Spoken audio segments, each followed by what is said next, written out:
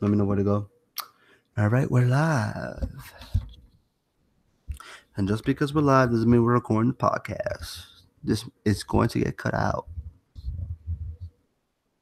I need to know how this comes across Yo, the mic. Wait. Before you go, I need to know how this comes across. That's good. That's cool, actually. Wild goes wild. Is that what you gonna do? I don't know. I'm gonna save it for like a good roast or something like during. No, what I was thinking was every time somebody says something outrageous, we should play that. I'll figure it out. Like I'm when just gonna Justin- play. Like when Justin says the Giants are gonna win this year, like win next week. Whoa! Da, da, da, da. Outrageous takes. Yeah, I should have did a frenzy, man. I should have did more research. It's fine, but let's get started. Brah. Oh, I'm so not ready to talk college football. Fuck. Go to Joe Mixon. Oh, not DeBart. All right. Yeah, I'm waiting for you guys. I'm ready. Just go. I'll figure it out. All right. But right it cut. All right. All right, you can do it, countdown.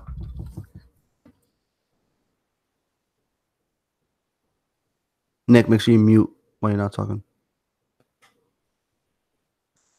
Welcome back to another episode of J&J Talk Sports Podcast. We are on episode 14. We are right after week 1 of the NFL season. I'm so excited to talk about that a little bit later. But let me go ahead and introduce myself. I'm your host, Justin Palizzi. You can follow me on Twitter at EasyPalizzi_21. That's easy, POLIZZI_21. You can follow our podcast page on Instagram and Twitter at J&J Talk Sports. We post up a lot of good content on both sites there. Instagram, a lot of good debatable pictures, and on Twitter, a lot of questionable tweets, which we do get a lot of feedback for on.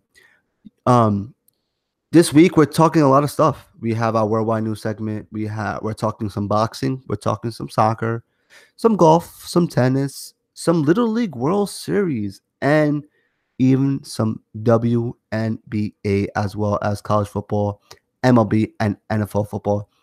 Let me go ahead here and introduce one of my two overly large size co-hosts, Lau Styles. How's it going, buddy? Good evening, Vietnam. Just kidding. That would be, if somebody in Vietnam is listening. Robin Williams, rest in peace. Oh, right. Well, if somebody in Vietnam is listening to this, thank you for listening. Again, my name is Lyle. You can find me on Twitter at LylesStyle, LYLESSTYLE. We're going to get into all those great, wonderful things. We're going to have some Lyle Goes Wild, some Nick Pick 2. It's going to be glorious, and I get to talk about soccer. Yay, soccer, the real football. JK LOL, American football is the real football. And on that note, I'm going to swing it over to past all high school offensive lineman, Stefano N.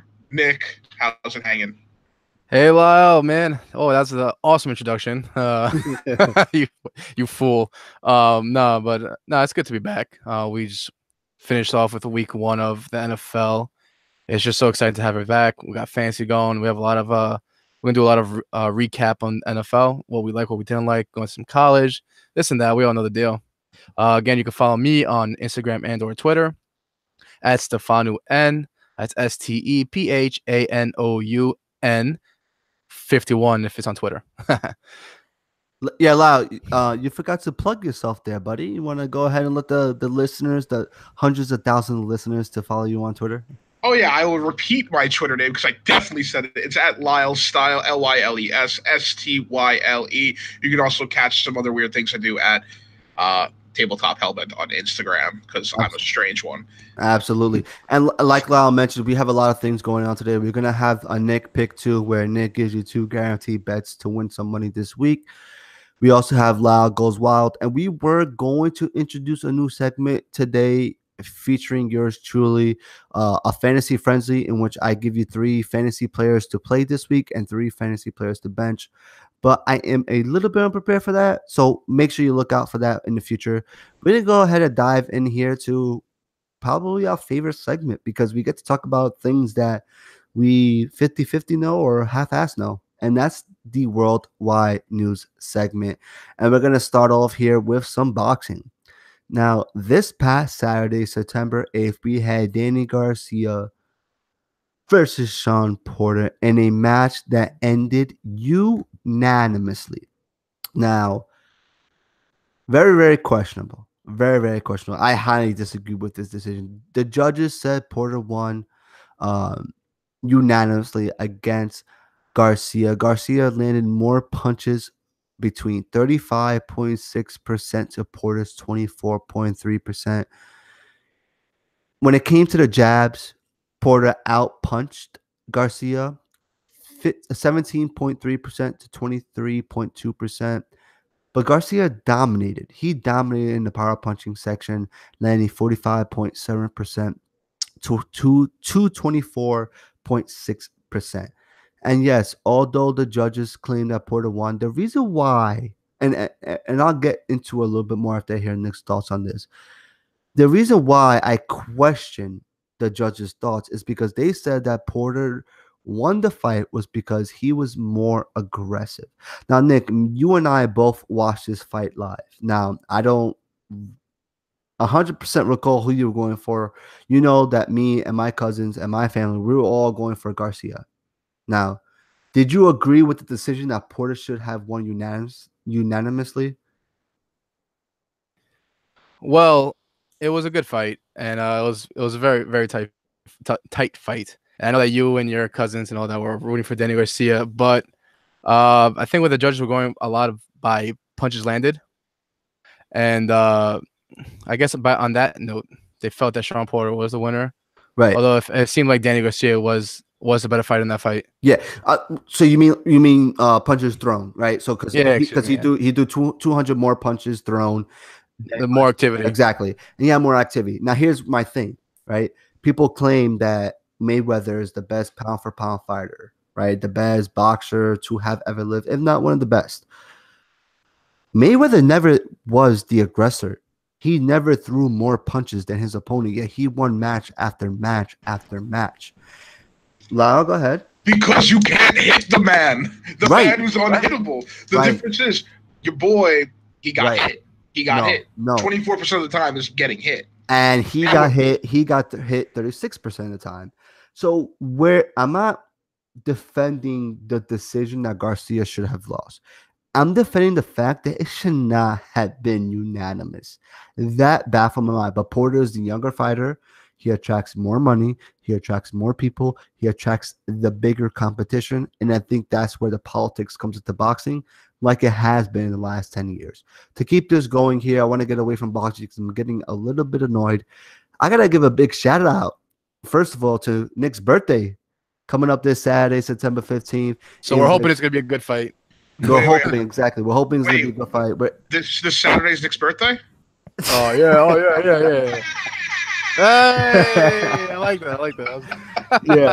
So Nick's birthday is coming up in a few days here, and we're actually gonna go out to a bar and enjoy a few drinks, enjoy some wings, some shout out to Sweet Spot, who's gonna be hosting us right there. Yep, in Astoria, Queens, New York. Make sure you guys check out that spot. We have a great fight coming up, fellas. This fight should have happened about 2 months ago, month and a half ago, between Canelo and Triple G, in which Canelo got drug tested for steroids in the steak or whatever it is that he was eating. But Triple G is undefeated, and Canelo comes out with a vengeance. I can't wait for this fight. I personally am going for Triple G. I just love the guy. I like his fighting style. Canelo, I rooted against him twice in the past. One time against Mayweather. I just can't go that route and root for him. I have Triple G in this fight. If you guys want to put up $20 against me, we can make a little friendly wager, but I think we're all sweeping this. I'll take that. I'm a Triple G guy because he reminds me of G Unit, and they were my childhood. I know they have nothing relation to each other, but like, how can you go against someone that reminds you of Fitty in the game when they were on top? I'll take that bet. Just moving away from our hands and going to our feet, I want to talk about some soccer. So The international break is over. Thank the Lord, because as much as I love our international breaks, this one was a meaningless international break. Yeah, because we sucked. Well, again, let's let's start with some international play. Let's talk about what happened over this international break.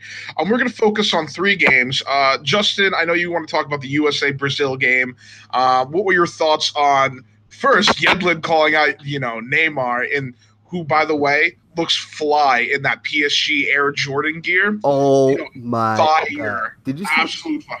Like real talk, Dembele was wearing like the windbreaker part. Right, with the Air Jordan in the back and the Paris Saint-Germain, it looks so freaking sick. I loved it. But nonetheless, I mean, listen, Neymar looked good against the USA team. They won 2-0, but Yeldon, I gotta give him props, man. I mean, what he was able to do, like not what he was able to do, he had a good game, but DeAndre Yeldon was able to call out Neymar against a ref, and you don't hear what he's saying. All you do is look at him and read his mouth. And after the penalty, you see Neymar on the floor. He's not exaggerating like he was in the World Cup. But No, he got hit. He did get hit, but he, whatever. Yedlin goes up to the ref and goes, and you just read his lips. You saw what he did in the World Cup, right? And he's just laughing. You saw what he did in the World Cup. And all the ref did was nod his head and was just like, you know what? Just go away. Because the ref already knew. Like, it was awesome. That was my highlight of international play.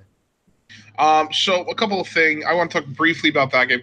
The United States has been playing a lot of youth. We still don't have a manager, which is a problem. Wenger in. But we didn't look awful because we played like 6-year-olds against Brazil, and Brazil is going to beat us even if we have our most experienced team. 1-2 Yeah. And then we beat Mexico 1-0, where both teams played young players. Miazga making fun of that the Mexico's player's height was funny, and the Mexico player didn't really go like, oh my God, this is a huge pitch. He's like, yeah, I'm short and he's tall. What do you want from me? But USA beating Mexico is always nice. The one game I did want to point out is Spain's absolute spanking of Croatia. And yes, this is the Croatia that went to the final of the World Cup. Spain won 8-0. That is a spanking, sir. But international break's over. Thank the Lord. Let me talk about the big leagues, the clubs. They're coming back. I'm going to run down some standings real quick.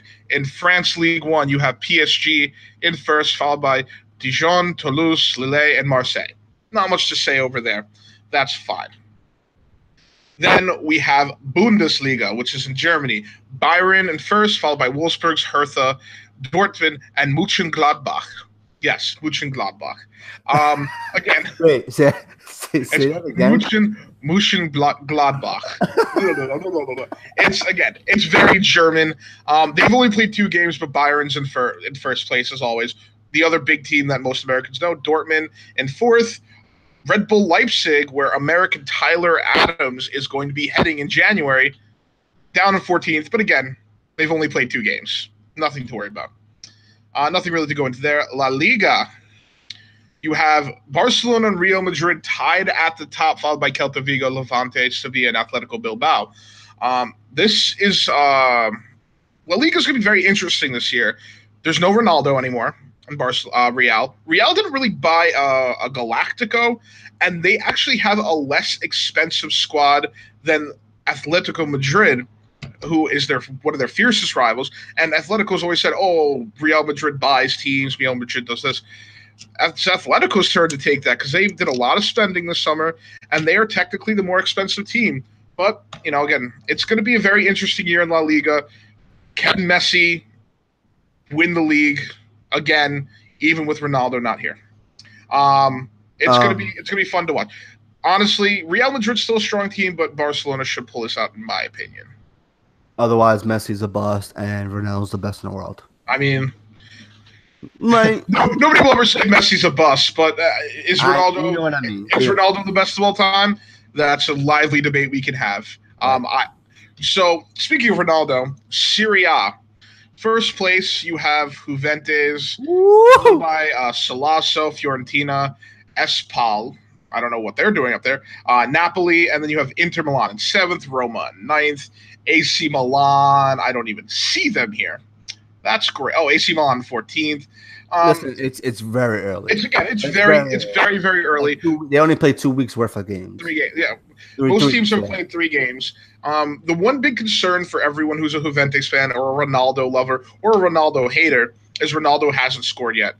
But if you look at the Juventus team and what role he plays in it, it doesn't really matter because they have so much attacking power that they'll get done what needs to get done. The key is the key race in this is Juventus, Napoli, Inter, and AC. Those are going to be the teams to look out for in Serie A. Juventus should be able to take it. Premier League, you have Liverpool, first place, tied with Chelsea and Watford.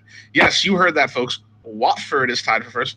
Man City is in fourth place. Tottenham in fifth. And then you have a bunch of other teams. Arsenal in ninth, ahead of Man U, who's in 10th. Quick thing on Man U.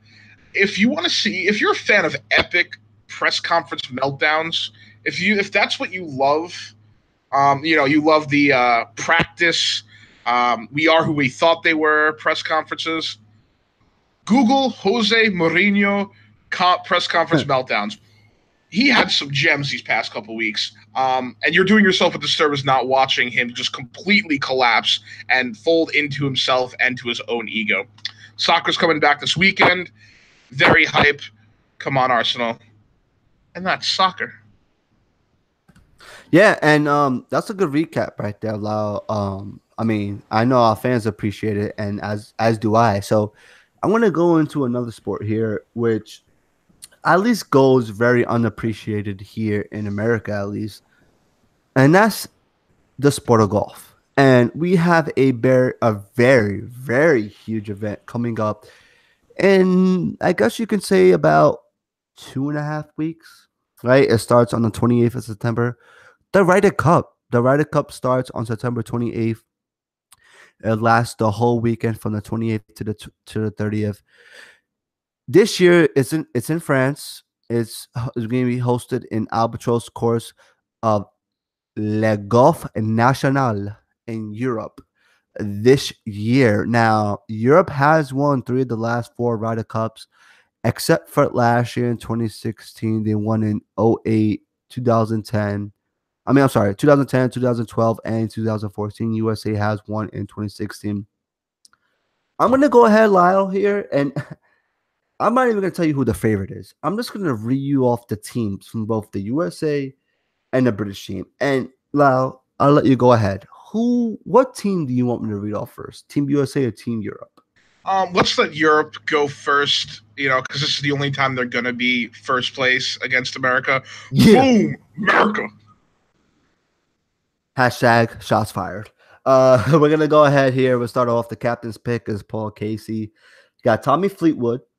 Yeah, Sergio Garcia, Tyrell Hayton, Francisco Molinari, very good player, Italy, Alex Noren, Torbjorn Olesen, Ian Poulter, John Rahm, Justin Rose, Henrik Stenson, and then possibly the best player in the world, Rory McIlroy. Pretty good team from Team Europe. I would have to say they're not bad. Not bad at all. Your thoughts, Lyle? Yeah, I mean they're fine, but they aren't back-to-back World War champs. That's all I'm saying.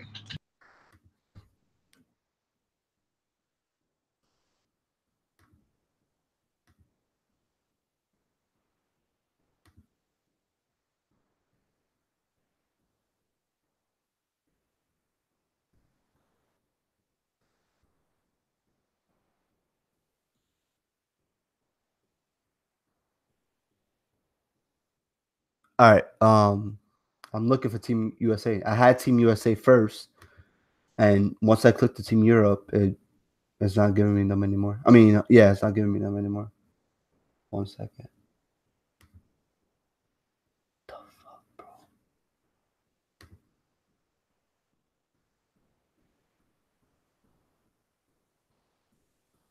That's crazy.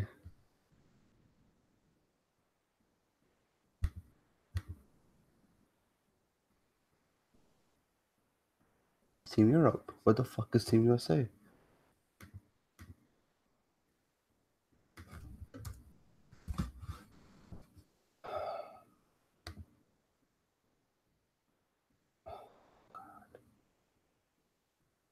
Yo, I just had it. That's the crazy thing, yo.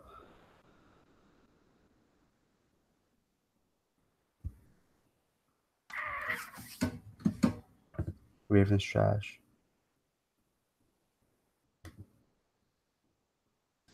I just linked it.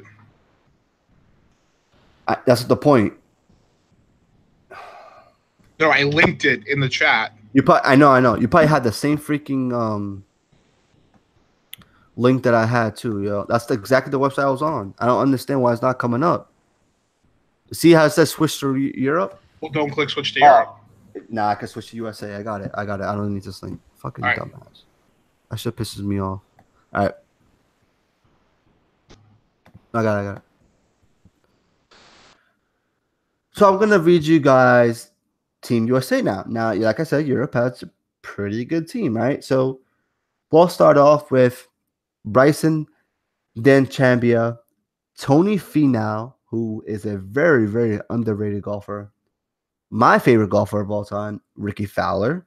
We got Dustin Johnson, Brooks Koepka, the lefty, Phil Mickelson, Patrick Reed, who won his first green jacket this year, Webb Simpson, Jordan Spieth, Justin Thomas, Bubba Watson, and of course, the best golfer of all time, Tiger Woods, y'all. So, Tiger Woods, yes. Now, your Team USA is stacked, Lyle. Stacked. Where's Dustin? You're missing some very good players too. Yeah, there are some good players. I mean, Webb Simpson. Listen, Bubba Watson, I think just made it off of name. No, but that's the thing. With all due respect, he's a good dog. Again, the USA team is stacked, and we have people in the wings waiting. Right, and Bryson DeChambeau, he's always come clutch for us in the Ryder Cup. So it's kind of hard to like wave him out. Like he's one of those NBA players that like in comparison to an NBA player that does very good, and like Melo.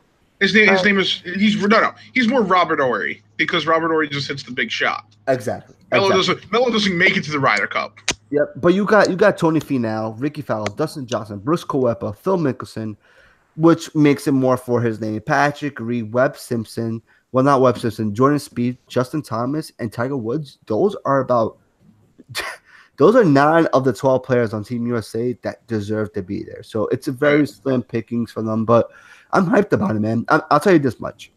I don't tune into golf that much. Definitely tuning in for the Ryder Cup. America wins, sweep, put in the books.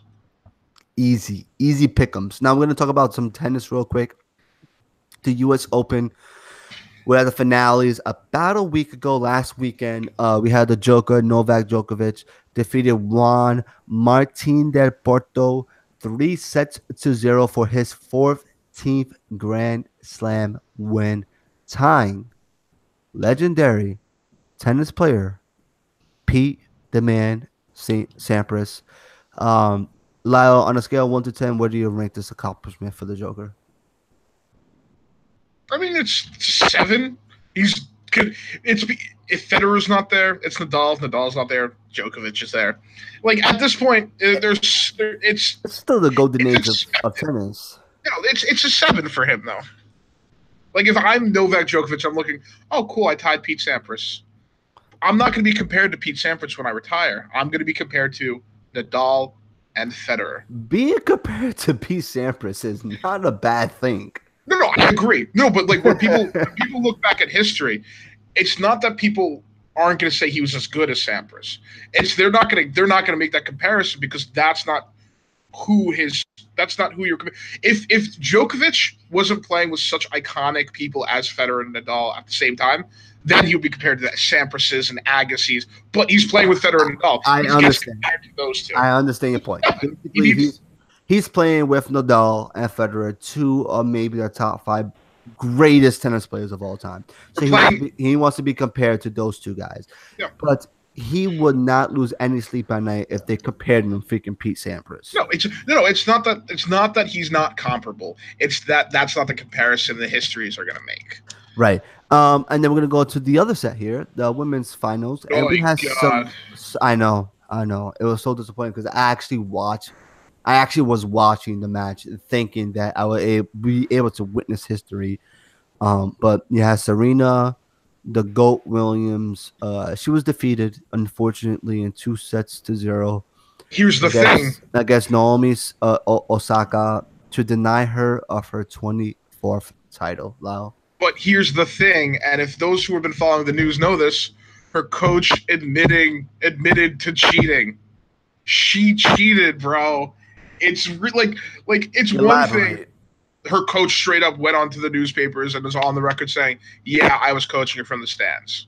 And there was issues with line judges too, screwing up Serena's game. Well, that's okay, but the whole big other story. Yeah, the big issue with this game was Serena thought she wasn't cheating. The coach straight up said, "I was coaching from the stands." Yes, she was cheating. Now, there's a lot of factors going into play, but if you're looking at just from the standpoint, the judge was right to dock her a point. Was he a bit thin-skinned when Serena called him a thief? Absolutely. This head official should have just let her yell and just chilled. And when she broke her racket, yes, that is another point because those are the rules. But she should not have been deducted an entire game for being called a thief. It's not like he was being called a bastard or any bad words. You know, she felt cheated, even though she did cheat, that we now know. The judge had a thin skin. Is there an element of sexism? Absolutely. Don't get me wrong. John McEnroe back in the day definitely got penalized. But I don't think if McEnroe's saying the same words that Serena is saying in the same way, I don't think McEnroe gets penalized in the same way that Serena does, in my opinion. At the end of the day, nothing can be taken away from the winner. She played a hell of a game. She deserved that win. And don't take that away from her. But at the same time, you know, there was a lot going on. 100.99%. I agree with you. Like, absolutely. You took the words right out of my mouth, Lyle. We're going to move here real quickly. And the only reason why I'm mentioning this is because I have to show some love to our hometown team. Hawaii defeated South Korea in the Little League World Series for their, for the championship, Lyle. This was a week ago, 2 weeks ago. They played their final. South Korea actually had no losses going into the final. Hawaii had to defeat them in order to win there twice in order to win. I had to show some love to our New York team. The New York City team made it to the quarterfinals, so right before the semifinals there. And that team was being brought out and represented by Staten Island. I know we make fun of Staten Island. We call them the dump of New York City because, AKA, 30 years ago, that's where we used to dump our garbage, okay? Residents of Staten Island, we're not making fun of you. It's just facts. But nonetheless, they represented us very, very well. Was Danny Almonte still pitching? He's still 12, right? No, actually, they had a 12-year-old named something Bruno. I forgot his first name. He actually pitched a perfect game. He pitched a perfect game in the Little League. But we did confirm he's 12. Yes, he is. He's 12 and smaller than 6 feet. Yes. Wow. He was good enough to make the team. I'm sorry. I just Danny Almonte was when we were kids, I think, and at the time, I like the entire story. 6 years old. Yeah, the entire story is not funny, but at that moment, as a kid, you're why is this grown person playing Little League? Was hilarious, but definitely hilarious. And we're gonna transition here to the last topic of worldwide news, and that is the WNBA. Pretty big news here, Lyle. Now, I personally did not watch the game, but I went ahead and go watch some highlights and see Della Dodone, one of the greatest. Like, it's undisputably how great she is as a WNBA player. To have been playing in the league for 10 plus years, has been as dominating as a point guard as she has been, to see her lose in the finals. The Seattle Storm defeat the Washington Mystics for their third WNBA title since 2004. Lau, you have any comments? I mean, I'm going to be frank. I tuned out of the WNBA when the Liberty, they were 7-14. I'm like, you know what? They could pull it back, right? And then they go on a 13-game losing streak. And in the middle of the 13-game losing streak, I was like, you know what? I can't do this anymore. and I cut out of the WNBA for the season. I didn't watch it because like the Liberty disgusted me so much with their terrible caliber of play. I think they did take lessons from from the Knicks this year, but it is what it is. I mean, I think they practice together, so that would explain a lot. We're gonna go ahead and transition here into probably the second greatest sport in the world. And technically, it's not the second greatest sport. It's the second coming of the sport, and that is college football. We'll wait for Nick here. Let me text him. By the way, I did not watch a single second of the WNBA, for the record. No, I watched game 5 of the Mystics versus the LA Sparks. Okay. Where the sixth man of the Mystics, she shot like 6 threes in the fourth quarter. I'm sure you saw that. Hold on. I'm texting this now. Yeah, I seen it. Take me out to the ball game. Take me out to the crowd.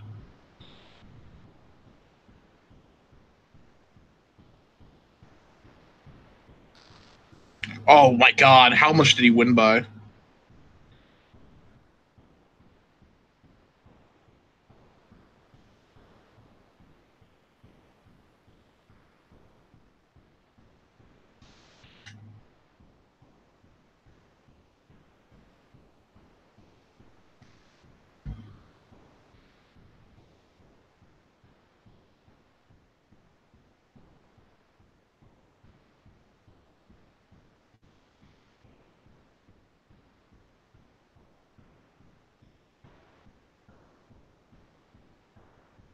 Yo, would you trade Leonard Fournette for Kenyon Drake and Demaryius Thomas?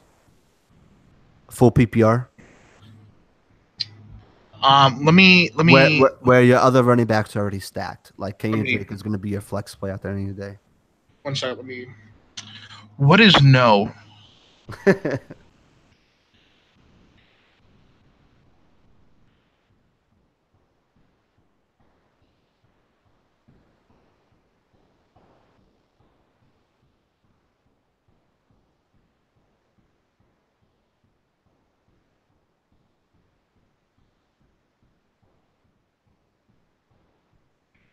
How much did he win by? Cuomo won but he won by a lot apparently. Oh, he won by a lot apparently.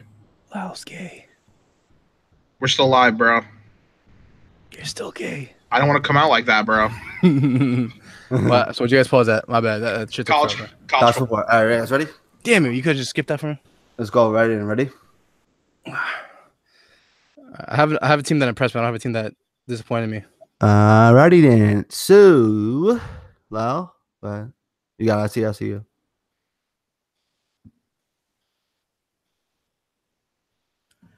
And now it's time to get into the greatest sport of them all. And we're not talking NFL football. We're talking some college football here. Now, the college football season's kicked off 2 weeks ago, a week before the NFL season here. We have a lot of teams that have impressed since day one, just like Alabama, who seems, no matter who they're playing at quarterback, is going to throw 200 yards and throw for 2 touchdowns, which they both have been doing. But let's talk some games this weekend, right? We'll get into the surprising and the disappointing teams thus far in college football. But I want to talk about the teams this weekend and games in which we're looking forward to. I mean, we know NFL football is playing on Sundays and college football is playing on Saturday. So when we're on Saturday and we're going out to bars to grab a drink with friends or celebrate a birthday, drink some milk, or we're just home, we're just home drinking a nice warm glass of milk with some cookie or some Oreo cookies on the side, whatever the case may be. We're always watching some college football on Saturdays. Why don't you lead us off here first? What's one game on Saturday that you're really looking forward to? I mean, the biggest game of the week and the biggest game I'm looking forward to is the SEC West matchup between the Auburn. The Auburns and the Tigers of the LSU's. I'm very excited to see this. Again, LSU has got a very, very good defense. Auburn's OL is their biggest weakness, so this is going to be their staunchest test. Is LSU's quarterback Joe Barrow for real? Who's going to be that team that's going to challenge Alabama for SEC West dominance? That's this game. This is the game where the winner is going to be the number one contender for the Bama belt. Yes, I'm calling the SEC West the Bama belt because Alabama's just dominant. So that's going to be the big game this week. Definitely check it out. It should be super entertaining. How about you? What do you think is going to be the most entertaining game or the game you're looking out for, Mr. Stefanuan? Well, I'm actually looking forward to Ohio State versus TCU. Just because, why are you making that face, Lau? Just because I like to see two competitors go at it. And honestly, I think TCU can give Ohio State a run for their money. I know Ohio State is ranked 4th, but TCU has been also dominating games against SMU, and they just look tough. And I think that's going to be a shootout game. And I just want to see Ohio State being competed against. Oh, I love both those matches, but the one game you have to keep your eyes on, and it has two things going for them. One, it has history. Two, the time. The game's being played at 8:30 at night on ESPN. So basically, you can watch the whole game and then still tune into that Triple G versus Canelo fight and catch it from round 1. And the second thing it has is history. That's USC at the University of Texas. And these two teams have collectively, year in, year out, fought against each other. JT Daniels, freshman quarterback, taking over, rookie phenom, rookie superstar, rookie former future Hall of Famer, rookie Joe Namath, Sam Darnold. This guy, JT Daniels, has struggled. The hype came out that he was going to be a beast, but he has struggled, completing 54% of his passes in total the last 2 games. But USC is still ranked number 22 versus Texas, who's unranked at a 1-1 record. But they're playing at Texas, which Texas has their 1-0 record at home. It's going to be a tough fought game for USC, if I may add. Yeah, for a simple fact, because they need to win in the division that they're in. And they're also coming in as 3.5-point dogs, USC, even though they're the ranked team. And that's one thing I think people don't look into enough. Yes, Vegas may not be right all the time, but if they're picking a team to be underdogs who are better, but they're still on the road, you have to consider the fact that they're dogs on the road against Texas. It just goes to show how good this game is going to be. Absolutely, especially on prime time at 8:30. Isn't Reggie Bush still eligible for USC? Is he going to make a comeback? Yeah. I believe he's the 3rd string running back for them, if I'm not mistaken. Apparently, they said, "Hey, we'll give you back your Heisman Trophy if you come back and play one more year." I believe it, but you know what? It's disappointing that's not going to happen, and that brings me into our disappointing teams so far for college football. I want to talk about this team because I have some of my best friends went to this college. They gas up this college. They think the coach is the second coming of Jesus, the Messiah, the whale. they think he's Odin and Iron Man and Superman, all wrapped up into one human being. AKA Lee. Yeah, Lee, Eric, Robbie. This is out to you.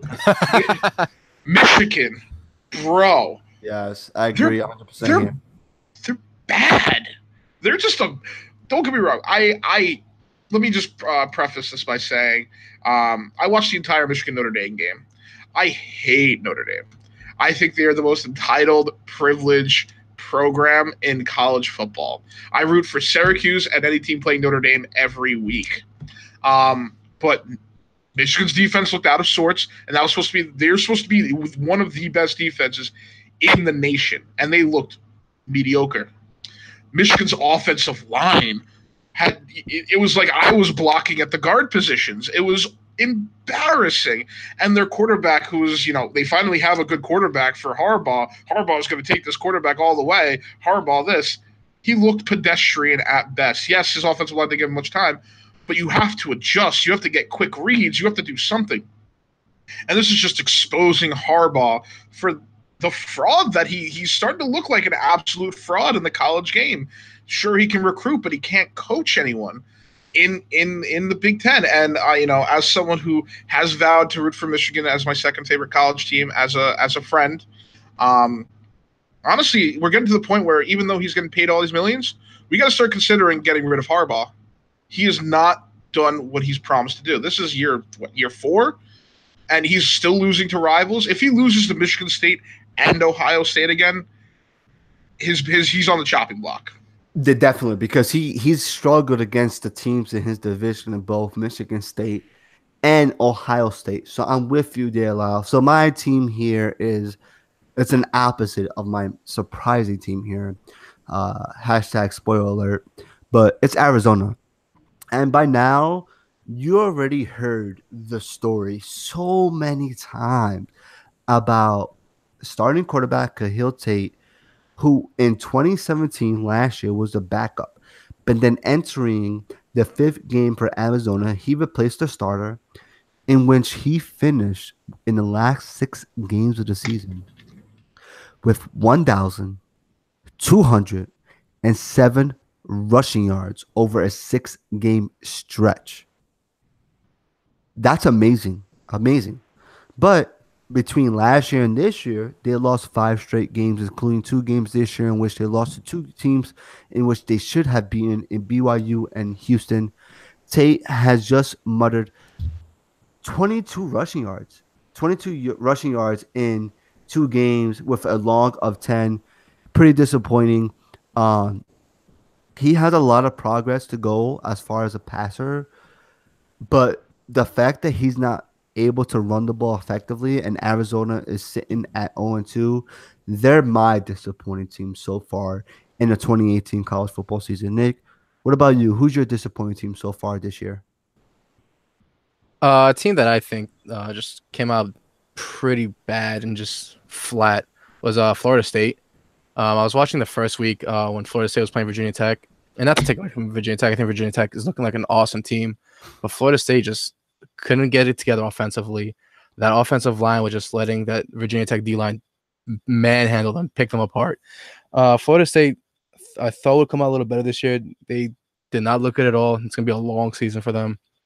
And they just don't look good at all. You think losing Jimbo Fisher has 100 larger part to do with it, or just partially? It definitely plays a factor. He definitely had him on the right way, but he definitely saw that the team was just falling apart, and that was one of his many reasons to just like jump ship. But that team just didn't look good at all. Yeah, Jimbo was there for years, and like they also lost one of the best defensive backs. Probably they lost one of the best defensive backs in the nation. And like they should have been good, but they, as Nick said, they kind of embarrassed themselves. Wait, so what defensive back did they lose? Derwin James. And who predicted him to be the defensive rookie of the year in 2018? I believe it was Chris Sims. Okay, cool. Chris Sims, yeah. Chris Sims. The last time he was relevant was like 10 years ago. We'll transition here. So we gave some disappointing teams. Let's get into some surprising teams. And Nick, I'll keep it with you. Give me a surprising team so far this year. Yeah, you might as well, because my surprising team is Virginia Tech. Awesome. Yeah, we just happened to be mentioning. No, I like their receiving core was looking dominant. They were very physical. They have some 6'2" guys there in Eric Kuma. Their defense was looking phenomenal. There was a stat. I think I have it here.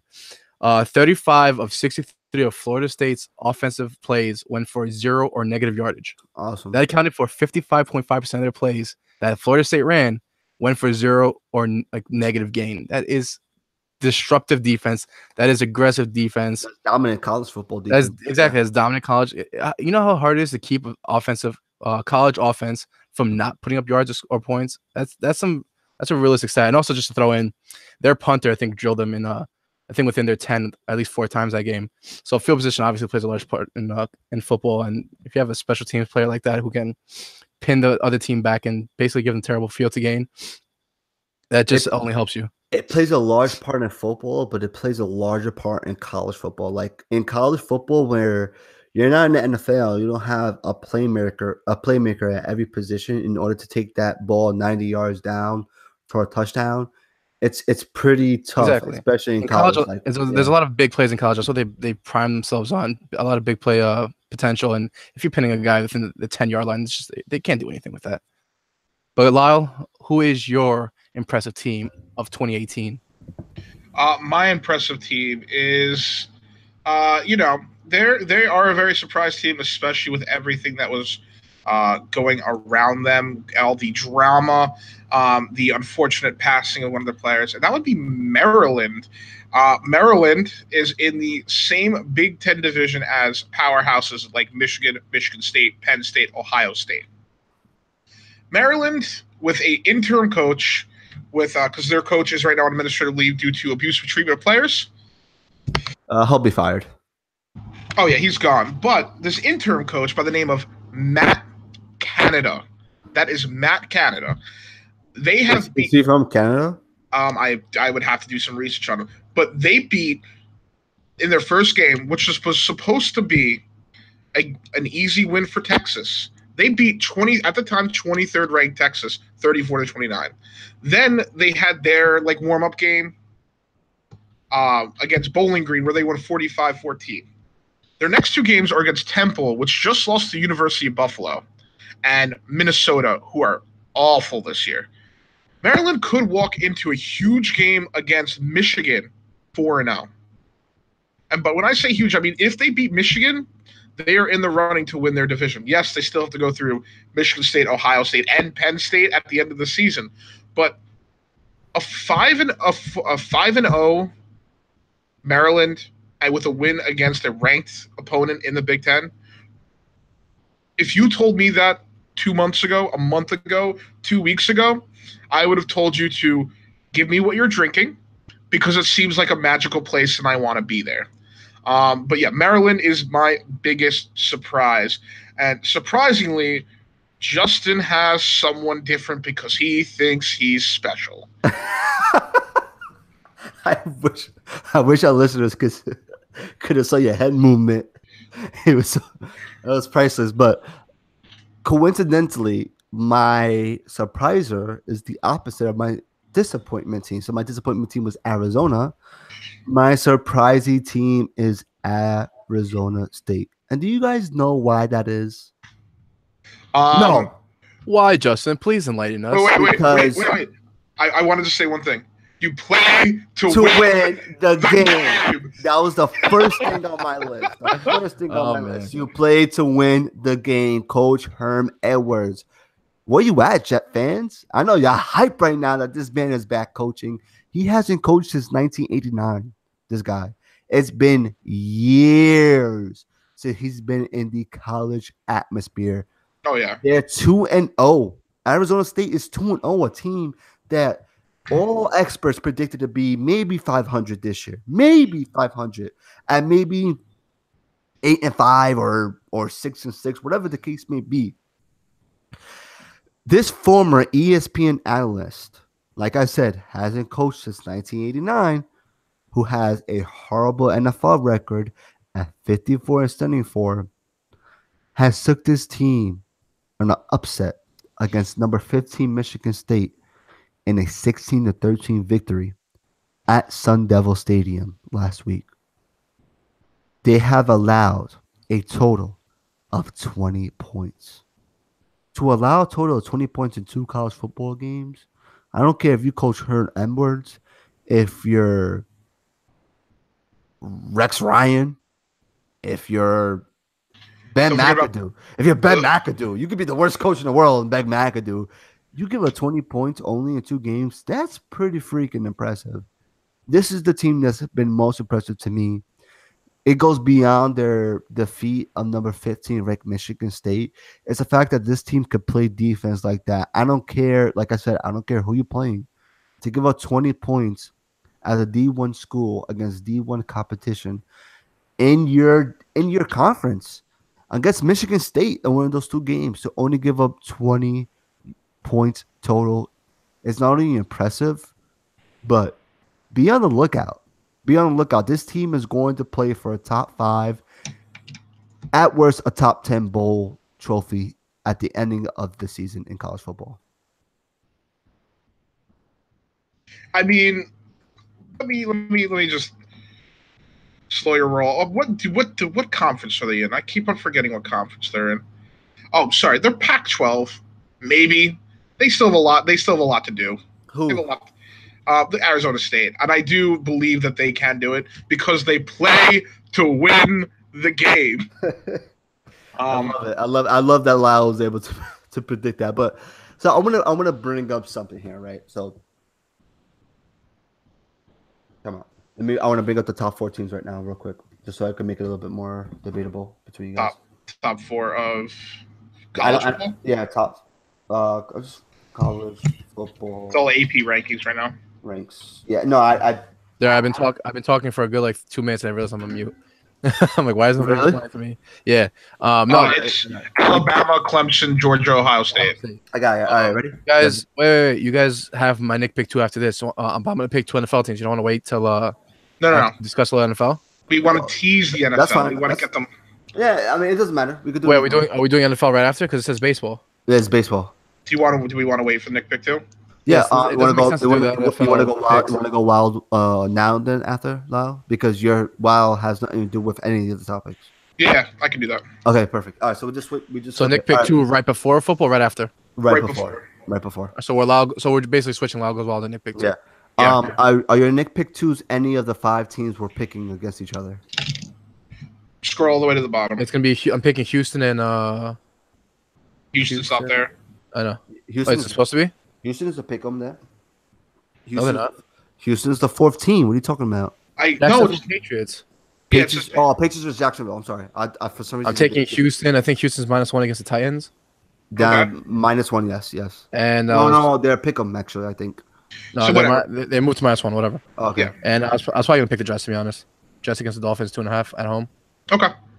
Good. So all right. So let's go on to whatever. All right. Ready? All right. So.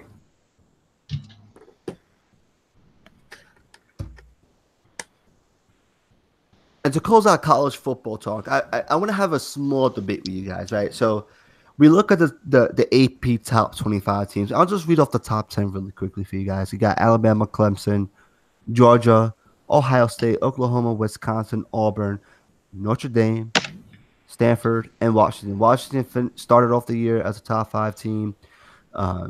You have Ohio State was outside the top 4. Alabama, Clemson. You know, we've been on that boat before. But the team I want to talk about is Auburn. And the reason why I want to talk about them is because they were ranked, I believe it was either 11th or 12th to start the season. And in the first game of the season, they beat no other than number 5th ranked Washington. Now, I personally thought that Washington was ranked too high to start the season. Okay, year in and year out, Washington is always this team that goes 10-1 or 11-0, and they can never compete with the big boys, right? Is this a trump card for Auburn, right?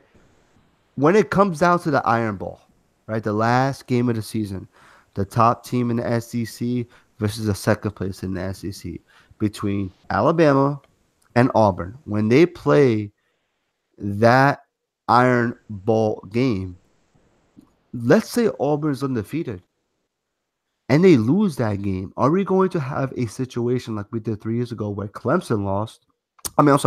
Where Alabama lost and they made it as the 4th seed in the college playoff history, like in the college playoffs.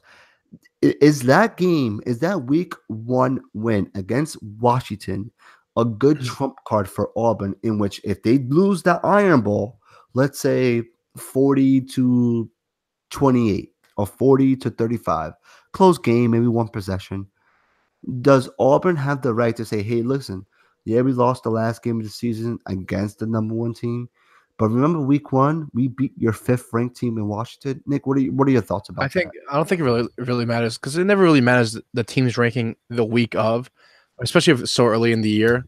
When you look at a team and you look at who, like, their win-loss, it matters what the team that you lost to or the team that you beat does throughout the rest of the year. So even though they beat Washington ranked 5 the week of, talking about week 1, if Washington ends up dropping out of like all rankings and it just looks atrocious all year, You're right. I don't think that would help them at all.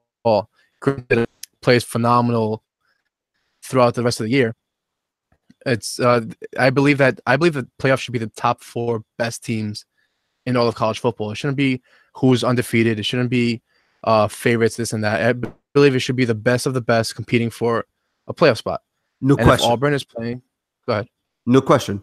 Do you have a problem with 2 teams from the same conference making it? No, of course not. As long as they're the top 4 teams? As long as they play as where they should be ranked, or as if they're the best of the best, I believe that they should be in the college football playoffs. So you 100% agree with the rankings all the time? Do I agree with the rankings all the time? I would disagree with that. Okay. Yeah, Lyle, I what mean, here's the thing. Like, again, the stuff in the beginning of the year only matters depending on how their record ends at the end of the year. And there's one thing people are disregarding right now, and that is how Notre Dame screws up any rational thought of rankings. Always. I'm sorry. I'm gonna. You know what? I'm gonna save this because Notre Dame is my subject of Lyle Goes Wild. I try not to be biased in 99% of what I say, but Notre Dame holds a special place in my heart for their damnation. So I'm going to hold it, and I'm going to wait until we get into Lyle Goes Wild because I don't want to say I'm going to say it. But here's the thing: the SEC West, as always, has 3-4 dominant teams. The Big Ten has a couple of super dominant teams. If they beat up on each other, you might have a problem. If there's only one loss here and there, we're going to have some issues. We could have 2 teams from the SEC. We could have 2 teams from the Big Ten. It all depends how everything pans out. Because if you look, you get Ohio State, Wisconsin, Penn State lurking. You have, Alabama, Georgia, LSU lurking. We could see 2 teams from the same conference. Unfortunately for UCF, as Justin said, if you go undefeated, you're not the national champion. I'm sorry, UCF. That's how the cookie crumbles. Oh, and they're still very, very salty about that last year. They had the little Alabama beef going on. It's funny because they were ranked, I believe. They were ranked like 20th. They were ranked like 15th or like 10th to start the season. They're 2-0. They dropped to 18th. When you play like no respect. When you play like West Missouri State County Penitentiary.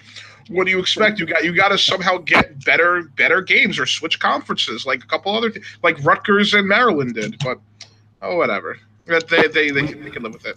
We digress. And speaking of Lyle Goes Wild, let's get into There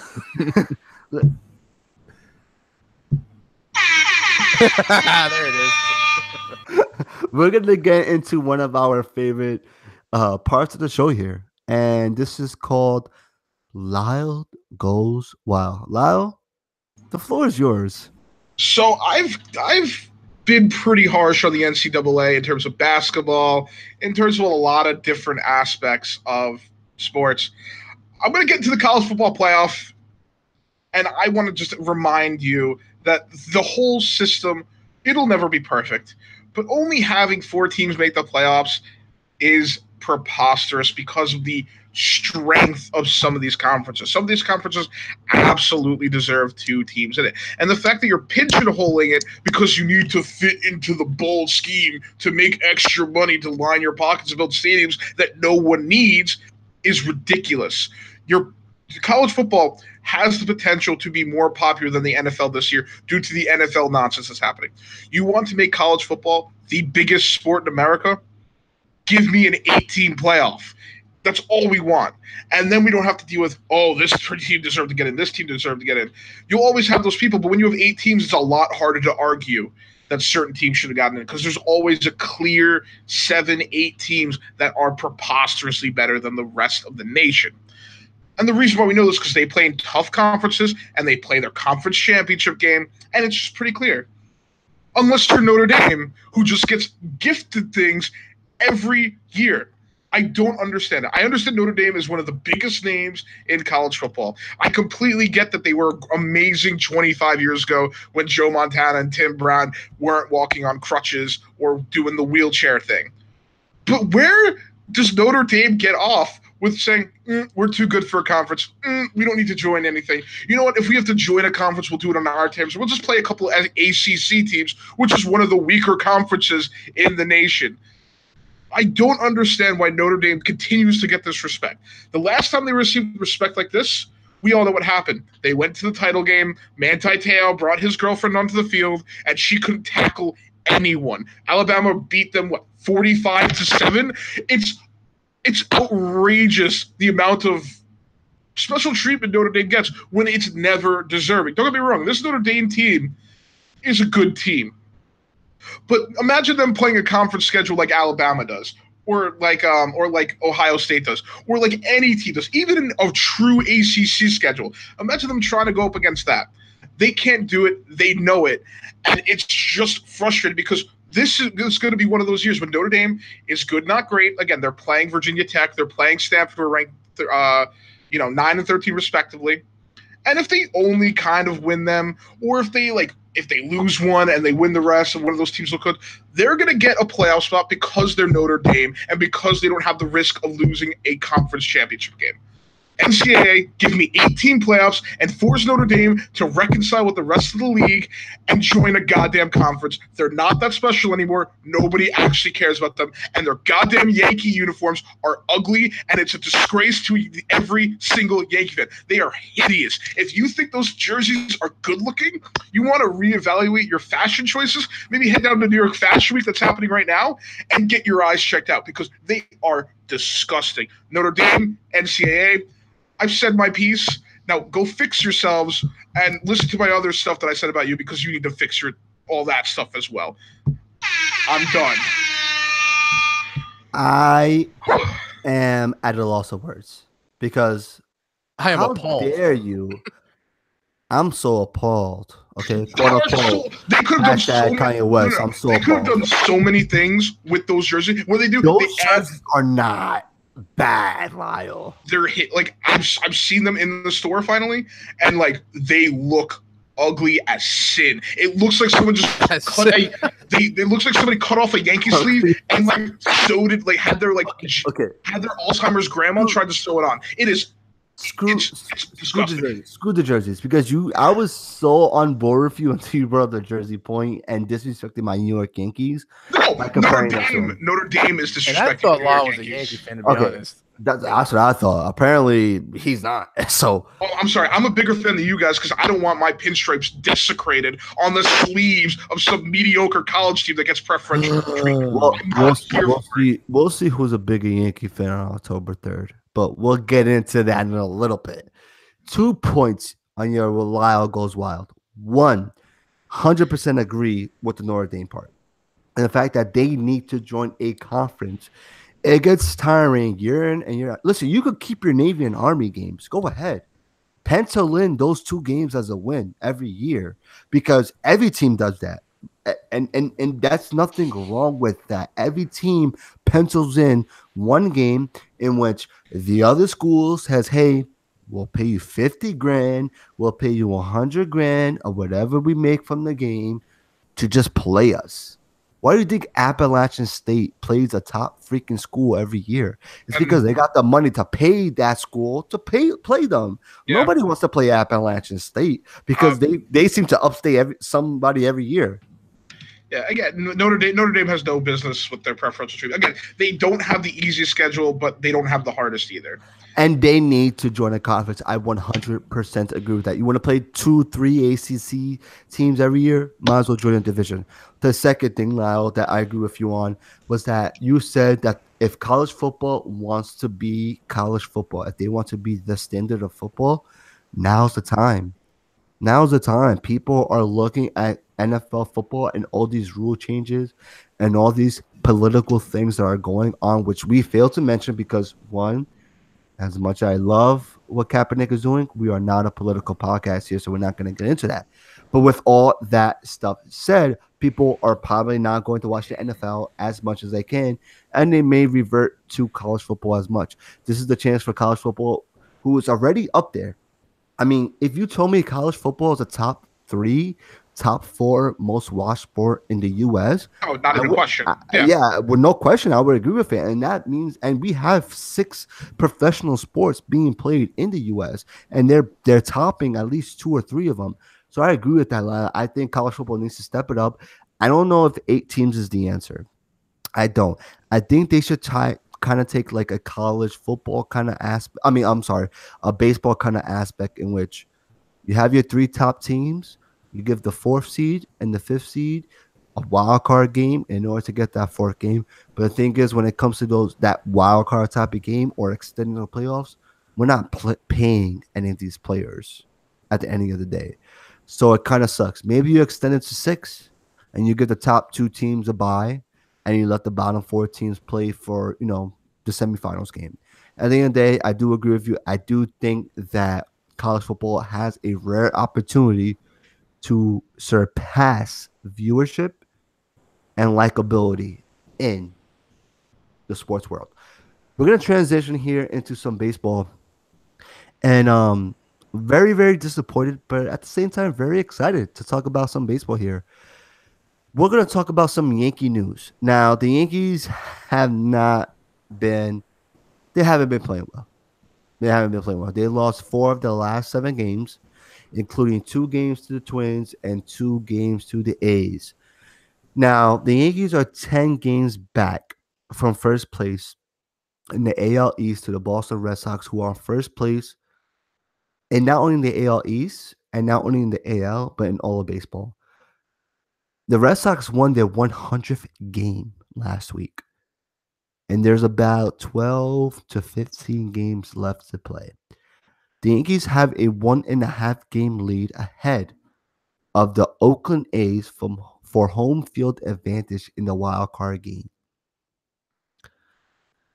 Now, this is what disappointed to me. Now, as much as the Yankees have been struggling, they won 94 games last year, Lyle, if I'm not mistaken. They're on pace to finish with more wins this year than they did last year. And they made a manager change from, as we all know, Girardi to Boone.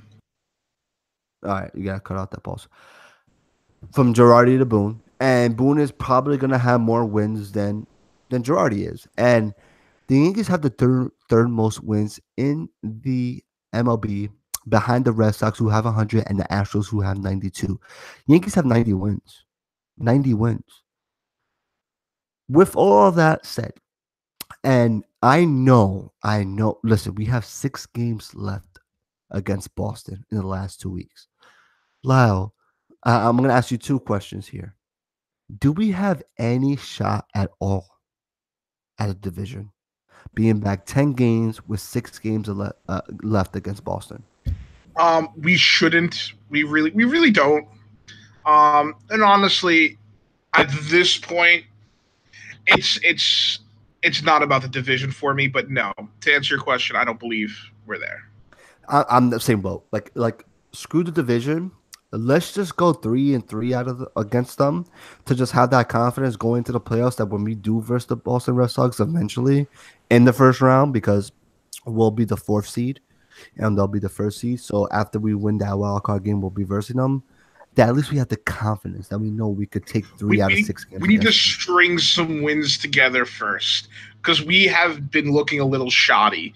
We need to get some momentum going into the playoffs. We're not going in the right way at this moment. 100% agree. Now, are you concerned at all? Now we're 1.5 games ahead of the Oakland A's for the lead wild card spot. Are you concerned at all that on October 3rd we may be playing in Oakland and not in New York City? The way we're playing now, absolutely concerned. Do I think we could win in Oakland? Yes. Would it be better to have them play at home? Absolutely. I think what we need to do, by we, yes, I am a Yankee player now, so I'm going to say we.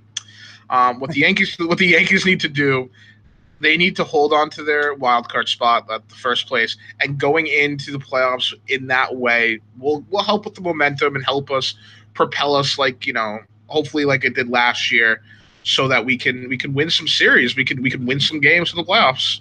Absolutely. And Boone actually had an interview on ESPN radio. I forgot who was the host of the show in which he went on, and he said, listen, last year Girardi was coaching this team and they struggled on the last 2-3 weeks of the season. But when they won their wild card team, it was no looking back. And he's so right, because if you remember last year, Lyle, we were fighting with the Red Sox to win the division last year. Yeah. And we struggled about the last 2 weeks of the season, in which we went like 6-10. And we were just fortunate enough to make the playoffs. And for us, as a wild card team, and for us, we didn't care because we should never have been in that situation. Boone is right on. And not only is he going to have more wins than Girardi did last year, but he's going to be in the same situation in that, yes, you were disappointed to finish the season, but you're going to play a wild card game, a 1-game wins all, and you have an opportunity to prove things right. And I can't wait. And I already got my ticket for that wild card game on October 3rd, which should be played at 8 p.m. I'm not team #leave at 5. I'm team #leave at 6.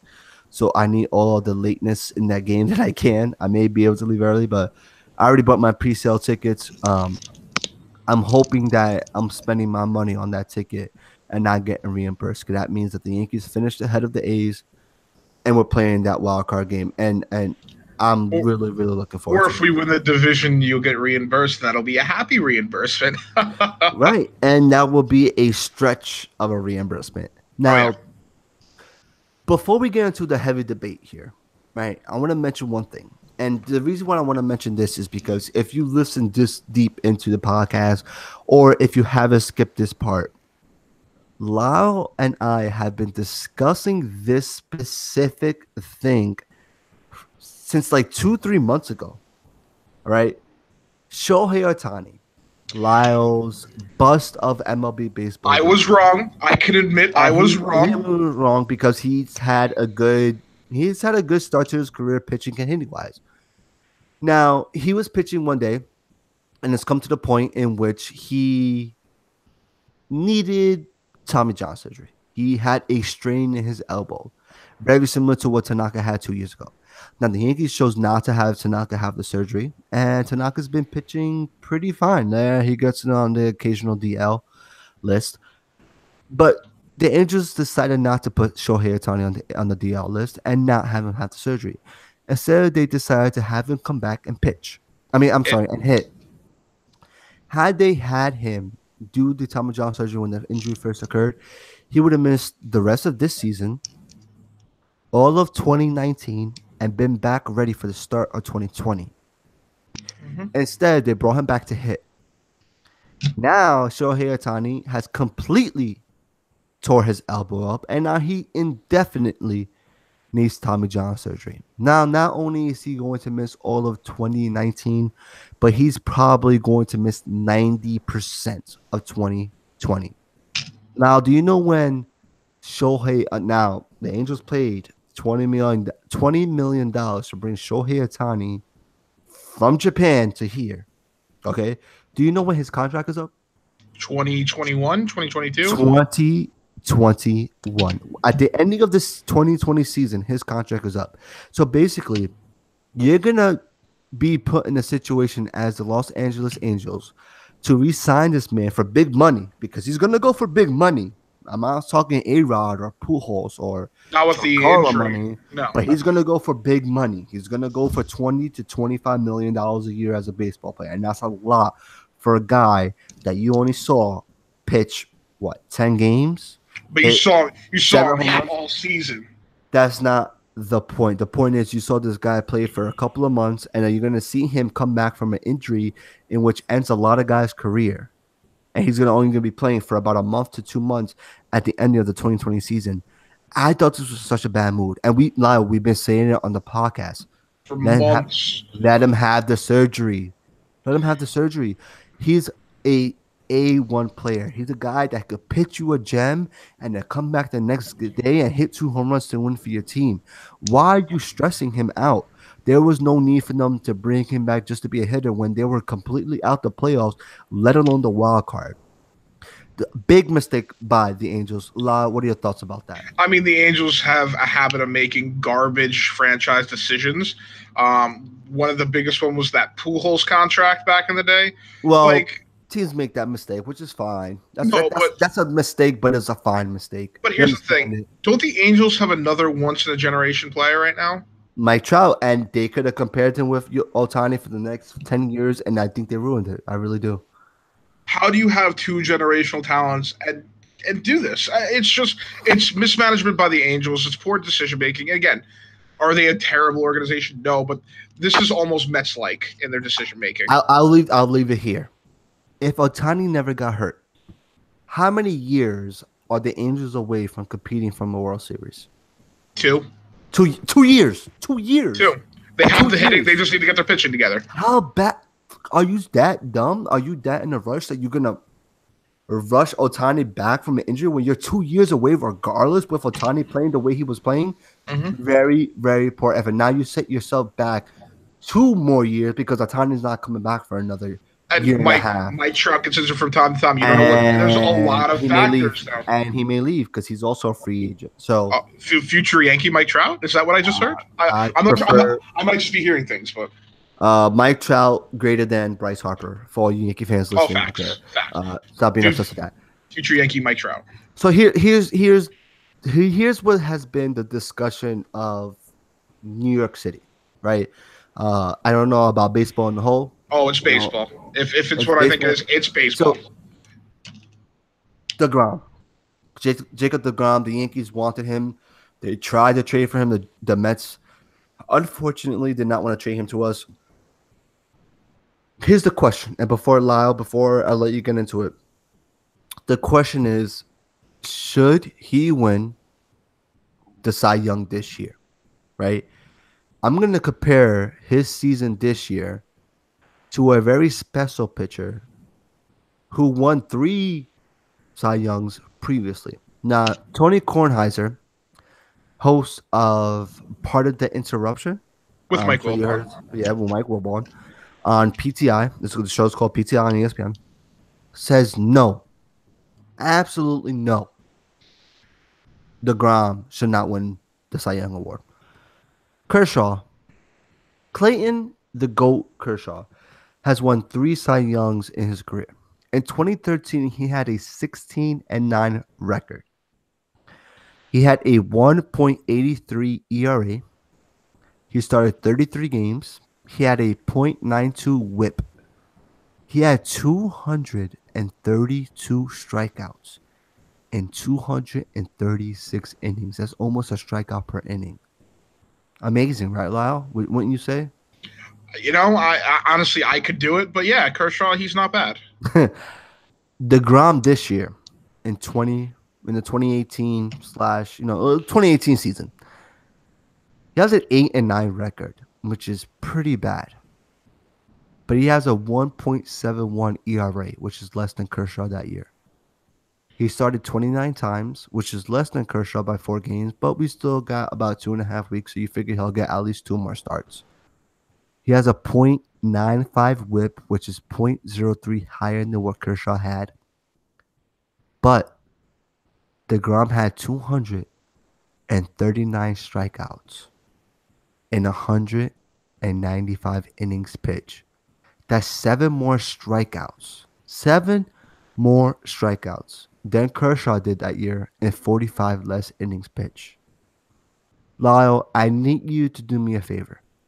Convince me that DeGrom does not deserve the Cy Young Award this year. I can't. He deserves a Cy Young this year. And why is that? This is a man who gets less than 2 runs of run support a game. He averages, and that was a fun fact, I was going to bring that up. He averages 2.87 run support per game. Do you know what a pitcher with a 2.87 ERA has? They're probably like 10-5, their record right now. Mm-hmm. This guy is 8-9, and he gets that kind of run support. That's ridiculous. DeGrom has been the best pitcher in baseball. There's a couple others that have been excellent. Don't get me wrong. But Jacob DeGrom has been dominant. But when you lose 9 of your games, 1-0, there's nothing he can do. He can hit a home run, sure, but that's not really his job. Yeah.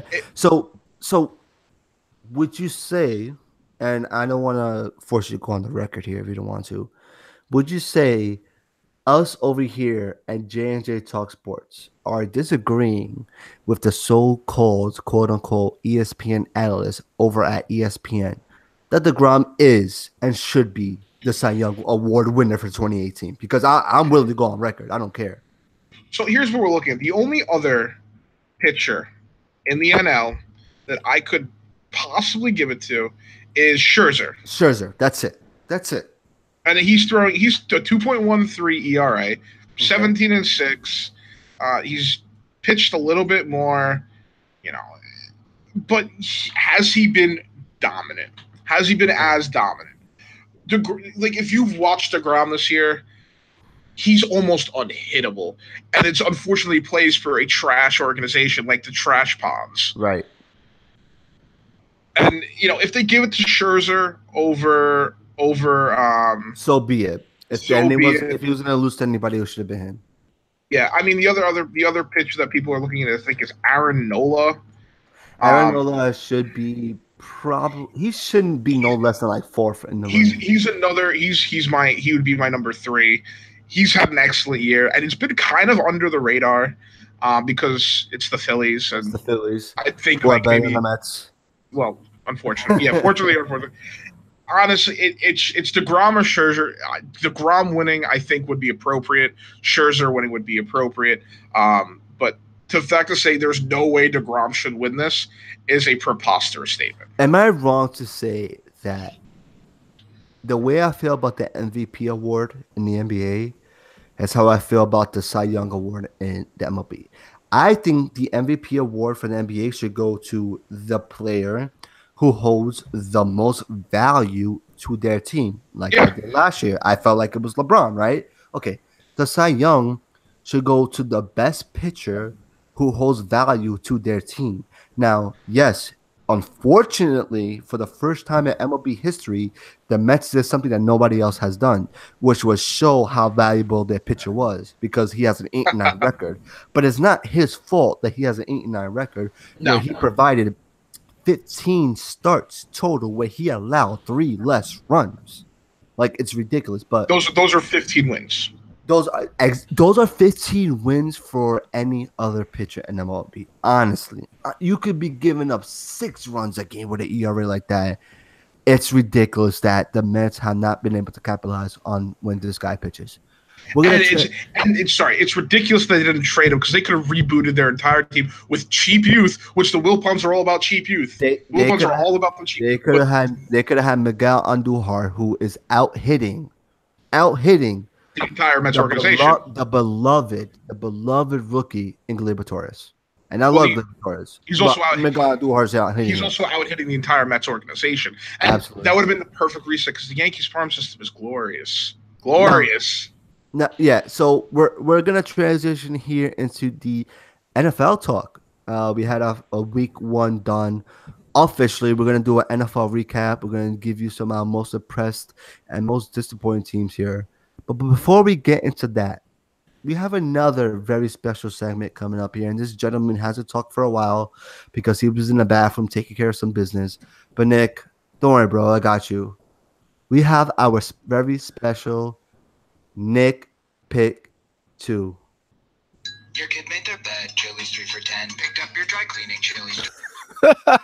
Woo! Nick, give us your Nick Pick 2, buddy.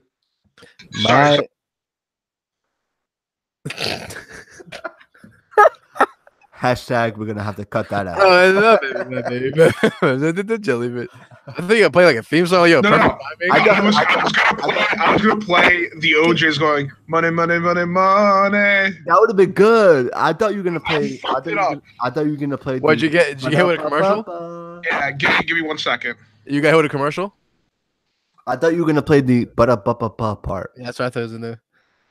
All right, who did I say I'm gonna pick again? Who's So for let the me know. Titans? Let me know. I'll reintroduce it. All right, so I'm gonna take the Jets and Yeah, Nick, I'm gonna cue you in when to Houston. talk. But Justin, Nick, I'm gonna cue you in, and then you're gonna talk. But ready? This is for Justin. I'm sorry, this is Justin, and then I'm gonna cue. I know. I know. Because he was getting. Okay, ready?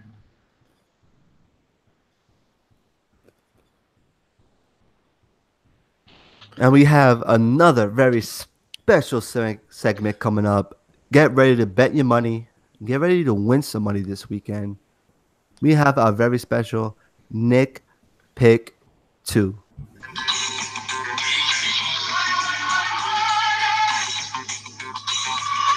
money.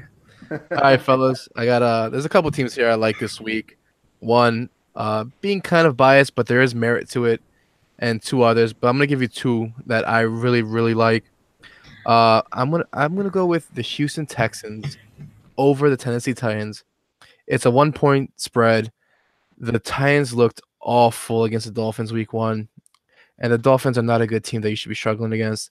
Going into the season, I was very high on the Titans offense. I liked them a lot. I had a high praise for Marcus Mariota. Marcus Mariota got knocked out of the game late in the third against the Dolphins. We are not sure of his health going into week 2. Delaney Walker is out for the year. Sad enough to say, he was on 2 of my fantasy football teams. That offense just wasn't getting it going. If Blaine Gabbert needs to get some reps in that game, the Titans are in for a long one. I'm looking at Houston to just get things going. That defensive line still needs to shake the rust off. J.J. Watt's still getting back in the groove. I'm taking Houston over the Titans on a pretty easy game, I would say. And you're getting a lot of value here with only a 1-point spread. Game 2, you might think I'm a little biased that I am a Jets fan. But after that performance, how can you not love the New York Jets? I get it. Week 1, this has happened before. What will they do week 2? Now, the Dolphins are just not a good team. I don't see a lot of offensive production from them. The Jets defense looked amazing. We had 5 interceptions, 1 brought back to the house. Our special teams finally looked good. Andre Roberts brought one back to the house. I was saying all game it was coming. The Jets offense was getting it going. No flashy plays, no 50, 60-yard plays, but we were getting completions. We were getting first downs. Sam Darnold, I think, was perfect on third downs, if I'm not mistaken. He was either perfect or I think he had a perfect QB rating on third down. No, I think he was. He was either 3 for 3 or 4 for 4 on third downs. But that's for a rookie quarterback after throwing a pick 6 to come in and just recompose himself and just go lights out against a pretty solid Lions team. It was just very impressive. I like the Jets at home this week against the Dolphins. I don't think the Dolphins are going to keep up. And I am going with the Jets and the Houston Texans. Those are my 2 picks of the week. Count it. Woo! Get ready to open up your wallets. Get ready to walk to the bank on Saturday morning and give that teller that checking withdrawal slip because you're about to take out some money to win some cash. And Nick, I love those 2 bets right there. I definitely love the Jets this week. -1. I mean, listen, don't get me wrong. The Miami Dolphins were one of the most surprising teams in week 1, and they played very well. But they're just at home, and they just dominated the Lions. I'd be very surprised if the Jets do not start off 2-0. In that worst case scenario, they're gonna push because they're -1. So love that right here. Let's go into our week 1 recap. And we'll start off with the Thursday night game between the Atlanta Falcons and the Philadelphia Eagles. They won 18-12. You had the Bengals defeating the Colts 34-23. Ravens dominating the Bills 47-3. Sorry, Lyle. Buffalo sucks. The Saints were upsetted by the Buccaneers wait, wait. 40. I'm a Jet fan, but I'm a Buffalo Bulls fan. I love when the Bills lose because that means all my Buffalo friends are crying and their tears give me strength. And that's why I said sorry, because then you have to you have so much enjoyment, and that's why I'm saying I'm sorry, because because now I don't like, like to see you have enjoyment. I'm I like to see you go wild. Valid. You have the Patriots defeating the Texans 27-20, Vikings 24-16 over the 49ers, Dolphins 27-20 over the Titans, Giants losing to the Jaguars 20-15. You have the Steelers and Browns. Big news here, guys. I have to pause this. The Browns have officially ended their losing streak. They tied. Technically, I guess the Steelers. That's not a loss. They tied. That's not a loss.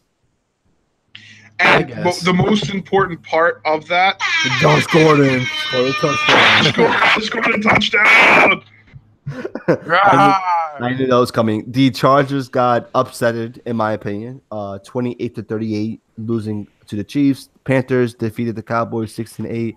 Redskins won 24-6 at the Cardinals. Seahawks lost 24-27. Bears lost 23-24 in a comeback win between them and the Aaron Rodgers led Packers. Jets won 48-17, dominated against the Lions. And in the last game of the week, the Rams dominated John Gruden's opening day 33-13. The Rams defeated the Raiders. Now, I mentioned some upsets here. I'll go over the ones. I'll work backwards here. So, of course, the biggest upset, in my opinion at least, is definitely the Jets over the Lions. I mean, the Jets came into the season. Yeah, I think so.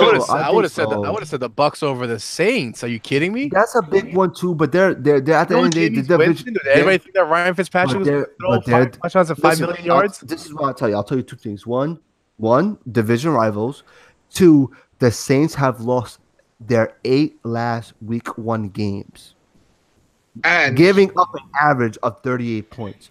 So that means in the last 8 years, the Saints are 0-8 in week 1 and have given up an average of 38 points. That's not that surprising. Like if you were to tell me they were going to lose week 1, I would be like, okay, I can see that. But if you were to come up to me and say, hey, Lions are going to lose against the Jets week 1 with Sam Darnold starting, which, by the way, after throwing a pick six, you two overly large size guys owe me a freaking Long Island iced tea because Sam Darnold started a meaningful game. And I'm going to get into that when we start talking about the Jets. We'll get our listeners can know. We got you tomorrow night. I'm sorry. The Jets defeating the Lions is probably the biggest upset of the week. You got, I mean, Nick, apparently you disagree with me, but you seem to agree with me. Yeah, I agree that that's the biggest upset. Because again, it's a rookie quarterback starting his first game away in Detroit, and in a division with the Vikings and Packers, in which you need to pencil this game in as a win. As a win. With a coach that has coached defenses that have terrorized our teams for years. And when Darnold's first play, again, we're going to get to it, is a Jay Cutler-like cross-field pick six. That was Jay Cutler all day. Shameless plug in there. And that's just me just putting my head down going, here we go. So, yeah, I think it was a huge upset. I'll get more in depth on the game when we get to talking about the Jets. But, yeah, that was a big upset. So we also have, in my opinion, Redskins defeating the Cardinals. The Cardinals were a pick'em at the end of the day, but I do think that they should have played a little bit better. I think the Browns tying with the Steelers is an upset. I think the Steelers should have won that game. Another upset was the Dolphins defeating the Titans 27-20. And then, of course, like Nick mentioned before, the Buccaneers defeating the Saints 48-40 at the Dome in NOLA. That's the big upset right there. But I think the biggest upset, and this is so easy right here, the fact that the Jaguars were able to defeat the Giants is such a big upset. So, you know what? I'm not going to entertain this. I'm joking. I'm pushing you to our next section. I'm joking. We're good. What teams impressed us the most? Go ahead, Lau. So what teams impressed us the most we mentioned there's two teams that impressed me, and I'm going to go over the Chiefs impressed me because they did it with a rookie quarterback who didn't look, or redshirt rookie quarterback who didn't look great in the preseason. Tyreek Hill showed that he is the fastest man in cleats. Best man alive. But I want to talk about the Bucks. And Nick, I know you were shocked by the Bucks. Justin, I know you weren't as shocked by the Bucks. But there's one thing you can always depend on.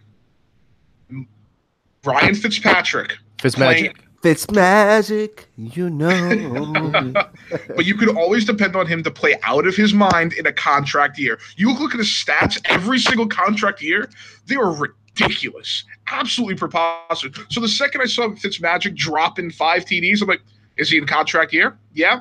Yeah, it's that time. He's gonna take over the starting job as he always does. He's gonna get them to 10-6. He's gonna miss the playoffs by a technicality. He's gonna get a big $15-20 million contract somewhere else, and he's gonna poop the bed yet again. But the Bucks look good. Their defense, again, 40 points is nothing to be happy about. But their offense looked real good. It showed what Jackson and and Evans can do when they have a quarterback who's playing for a contract. Nick, who are you impressed by this week? Humpty Dumpty. I'm so surprised. Come on. We got to go with the New York Jets. The goddamn Jets. The Jets looked amazing in every aspect of the game. Special teams, defense, offense. We were throwing touchdowns, running touchdowns, intercepting touchdowns, running punt returns back for touchdowns. We scored 21 points in like 3 minutes. The Jets look phenomenal. I'm hoping that this is going to continue through the year. I want us to be able to beat a subpar team, the Dolphins, this next week to show that we are like a legit team, not just a team that came out and lost out first game. But the Jets really did look good, and I'm really happy to see this and hope it continues going forward. What about you, Justin? Who impressed you, bro? Was it the Giants?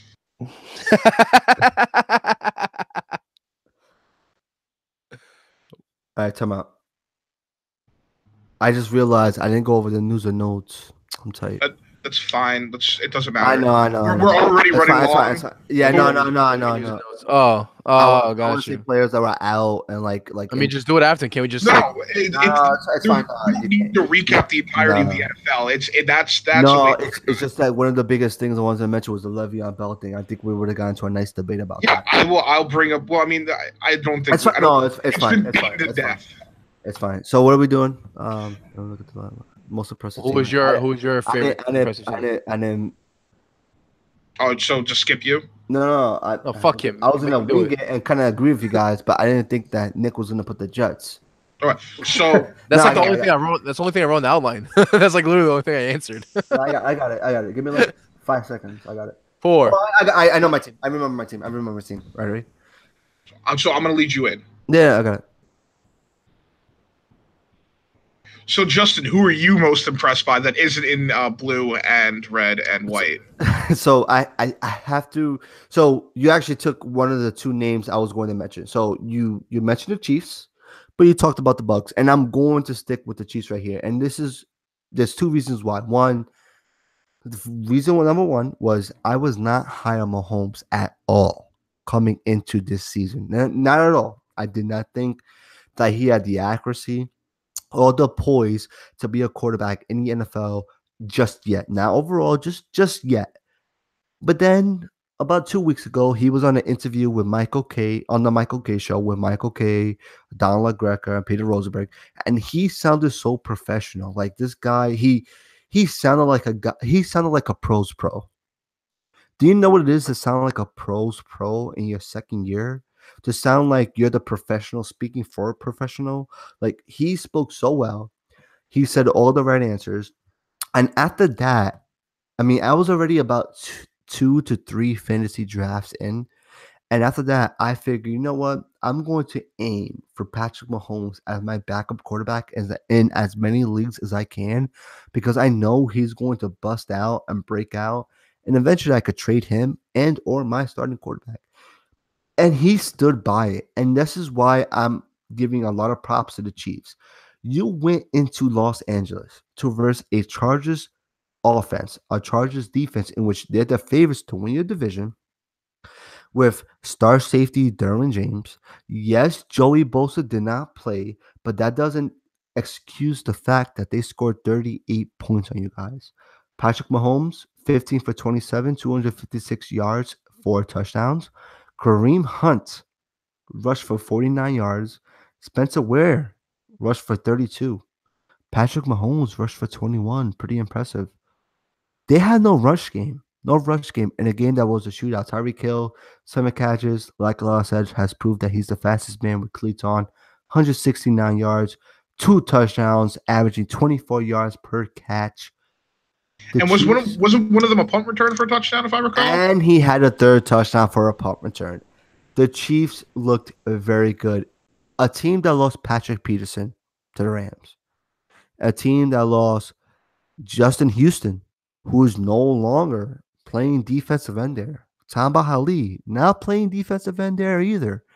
This team lost 3 of their top 5, top 4, maybe their top 3 in general defenders last year. I don't know. There is one man by the name of Eric Berry, very scary, who is back. But he's coming back from an injury. Regardless of how good he is, he's still fighting back. This team really, really impressed me. But at the same time, the Chargers do this crap every year. They start off 0-4 and then go win 10 games straight. So that's my disappointing team of the season thus far. Now, we talked about. You mean you were impressed by them, not disappointed? I'm sorry, impressed by them. Now we're about to get to how disappointed you are. We're going to go into some disappointing teams so far. And Nick, we're going to start off with you here first. So, surprise, surprise, you were impressed with the Jets. And I think both Lyle and I could both speak for that and agree with you on that. Which we'll talk more about them shortly. Exactly. Yeah. But what about a disappointing team? Give me if you could do a quick give me a disappointing team so far. A quick disappointing team I touched on earlier was the Saints. I believe when a team puts up 35 plus points in a game, there's absolutely no reason for you to lose the game, especially when you're playing up against a backup quarterback. Which, don't get me wrong, I love Fitzpatrick. I appreciate all he's done when he came to New York. But again, a backup quarterback. Deshaun Jackson was a ghost last year, and he made Deshaun Jackson look like an old pro on Sunday. The Bucs looked amazing. That Saints defense was atrocious for a defense that people had high hopes for this year, and it was just god awful. The Saints were very disappointing. The offense looked good. The defense looked horrible. And in the division that you're in the conference that you're in, you're not going to make the playoffs playing like that. It was terrible to see, and that was a division win that they needed to get, and they shit the bed. What about you, Lau? Disappointing team?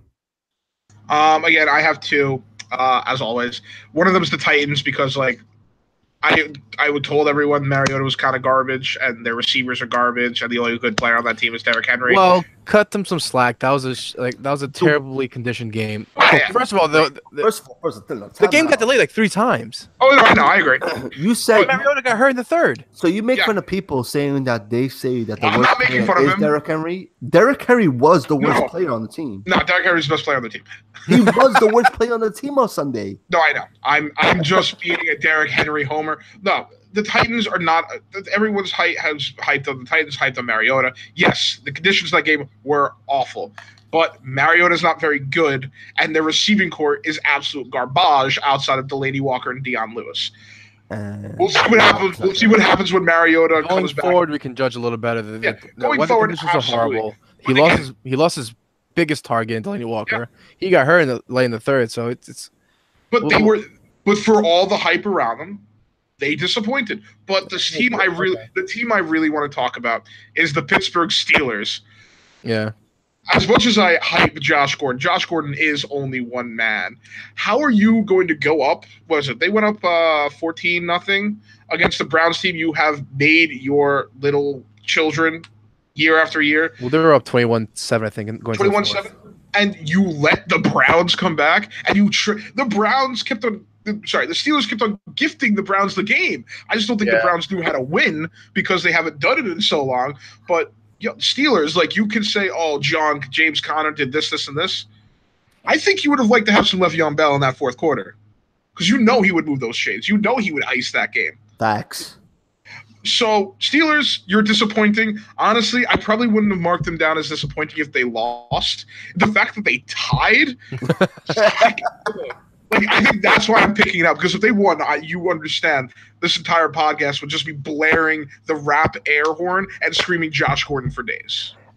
That's awesome. And we're going to move on here, and we're going to dive into some New York sports, right? Some New York football teams here. And we're going to start up with the quote-unquote goddamn Jets. Now, the Jets won their week 1 matchup against the Detroit Lions 48-17, in which Sam Darnold came out slinging.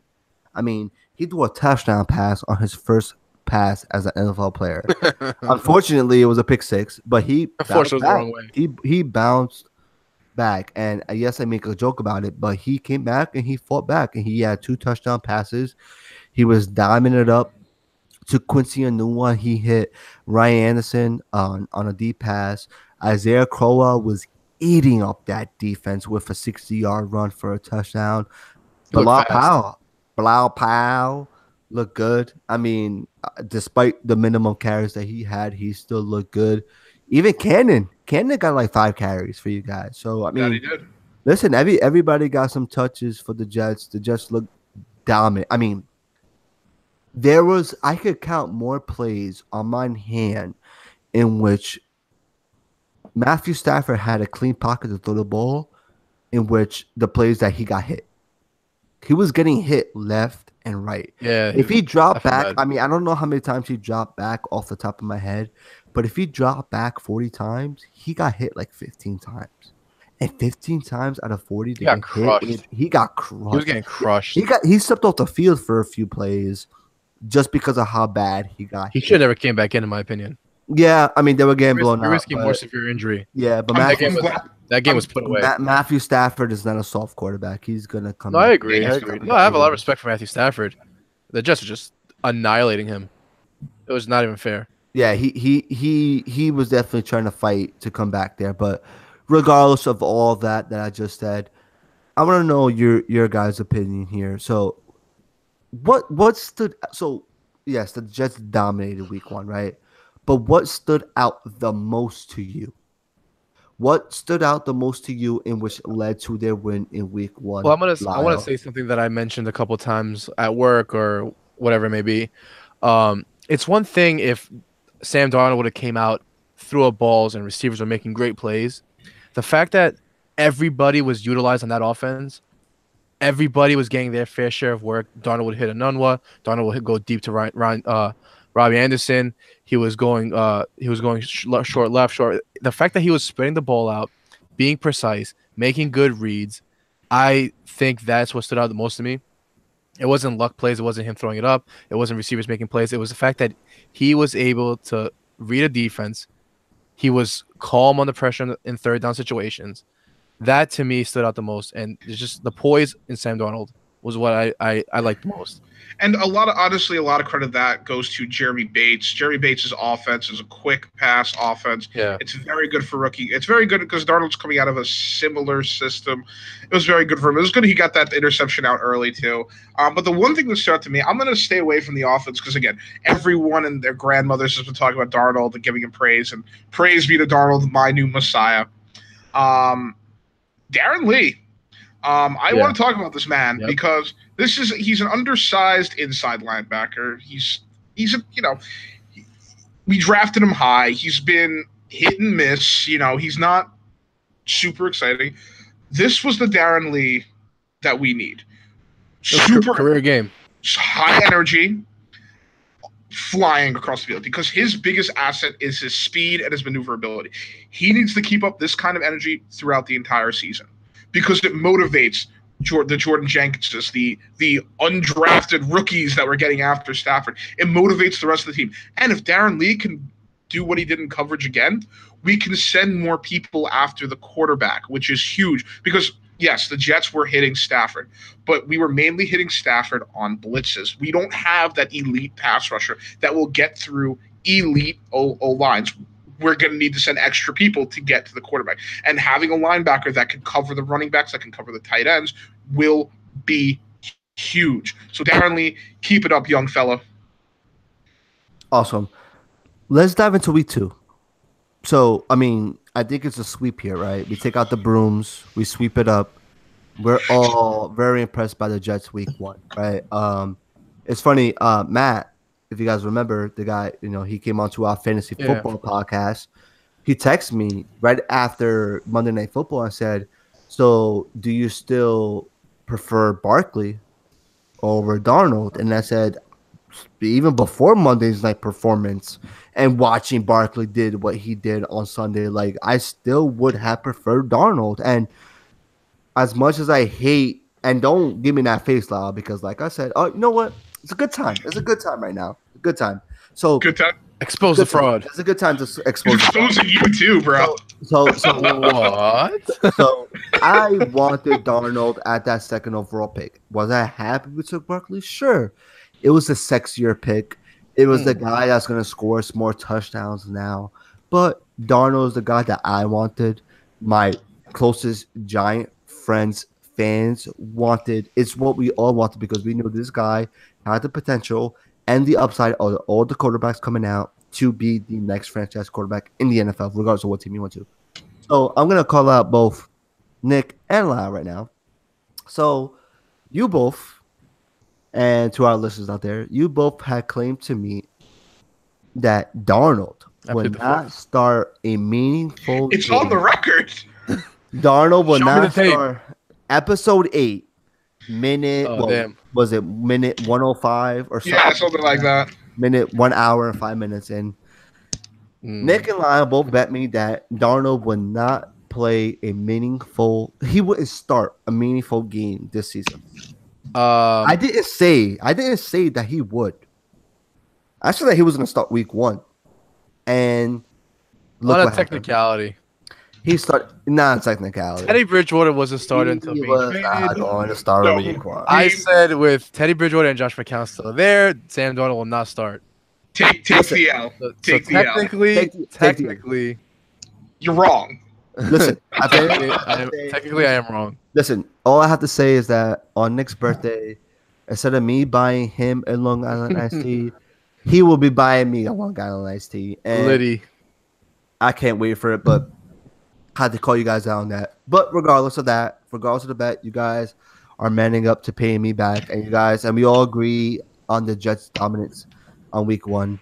Week 2 outcome, right? So the Jets are -1 favorites at home against the Miami Dolphins. Lyle, pretty quickly, who do you have winning this game? The Jets, but it's a trap. It's a trap. It's a trap. They're It going to do can't- Jets things. It can't be a trap if they're -1 because the No. worst case scenario that you push if you bet on this game. No. I'm not saying like it's a trap. Like, oh, it's a betting You'd trap. just be stressing the whole game. I'm saying it's a trap because we know what happens. As Jets fans, we know what happens. We've seen this story. We've read this book. This is volume 30 of this book. I think the Jets should win Nick, if they don't do Jets things. Yeah, I think the Jets should win comfortably. We looked good week 1. Hopefully, transitions to week 2. I can see the Jets winning by at least 6 or 7. yep. If this was week 3 and the Jets were 2-0, I would probably take them in my survivor pool. That's how confident I am in the Jets in winning week 2. We're gonna go ahead and dive. It's a trap. It's a trap. For the Bills, so that'll be a very comfortable bet. Yeah, we're gonna go ahead and dive in here. It's all a we're gonna- trap. We're gonna talk about it's all trap. We're gonna go ahead and talk about the Giants for a little bit here. Now the Giants lost week 1, 20-15 against the runner-ups in the AFC in the Jacksonville Jaguars. Leonard went out midway through the second quarter here. The Giants caught a break there, but TJ Yeldon filled his shoes pretty fairly. I mean, Carter ended up catching the touchdown, rushed for 45 yards, I believe, on 12 carries. So he did pretty well. Giants defense actually looked pretty good. They had, I believe it was only 2 sacks, if I'm not mistaken. They had a lot of rush throws. The secondary looked good. Janoris Jenkins had 1 pick. Should have had 2. Yeah, that was a sexy pick. Yeah, his pick was very, very nice. He should have had a second pick. It's funny because on his second pick, it went right through his hands and bounced off his left shoulder. And then it almost went into the palms of the tight end for the Jaguars and Niles Paul. And he almost scored it for a touchdown, but he couldn't hold on to it. So it's a good thing that he didn't catch that, because for Jenkins to miss that second interception and someone else to catch it for a TD would have been heartbreaking. But Nick, what stood out to you the most in the Giants' loss here? Whether that may be the reason why they lost, or just something positive, going forward into week 2. I mean, again, they played arguably the best defense in the league. So that being said, Saquon looked pretty decent. He had that one big run. He looked very agile. Knew what he was doing. Now going forward, are they going to see teams like the Jaguars again? No, that defense is destructive.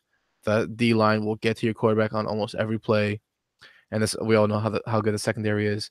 Now defensively, I think that they should not have given up any points to the Jaguars, because I do not respect that offense at all. God awful offense, especially without Leonard Fournette. But what can you do? There was a pick 6 involved. Right. They didn't look bad. I think going forward that things will get a lot easier for them. But I liked it. They were moving the ball. They were looking all right offensively. Wow. So I guess I'll start off with the positives. The Giants secondary didn't look like a dumpster fire. Yeah. Eli Apple looked like he can play football again, Eli which is very nice. But again, he's playing against D.D. Westbrook, huge name, and getting thrown at by Don't disrespect Oklahoma's alum like that, okay? and getting dimed on by Blake Bortles. Okay. Yeah, and then again, Saquon pulled off a very nice run, and Saquon shows that he has on that run, he showed power, elusiveness, and speed. And, even though he wasn't very consistent in rushing, that run right there shows you what you could expect from Saquon when you're up against defenses that aren't as proficient at destroying. It's fast, too. That Jaguars defense is fast. Yeah, and Miles Jack was everywhere. Oh, Miles Jack was like chasing him on that play too. Yeah. But here's the thing, and I hate to break this to you. That offensive line still is abysmal. Eric, honestly, I have a confession to all. I have a confession to all J&J Sports. At 1 p.m. on Sunday, I was at the Meadowlands. I was playing right tackle. I could not. I don't believe it. I don't believe it. You would have done better. I could not block Ngakoue. I'm sorry. But I'm getting paid because Eric Flowers did not show up, as always. And Solder didn't look too great either, to be quite frank. No. He had a much better game. But if you really if you take out the Eric Flowers because Eric Flowers lost to people first, Solder did not look like the $15 million a year guard that they paid him for.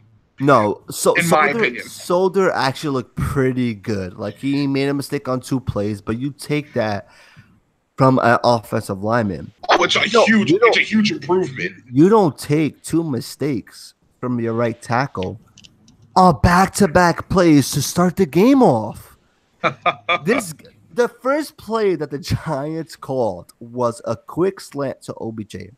And not only 1 did I respect that play, but 2, I loved it, because you want to get your best offensive player the ball on the first play of the game, on the first season of the game, just to get going. He's coming off a broken ankle. You love that right there.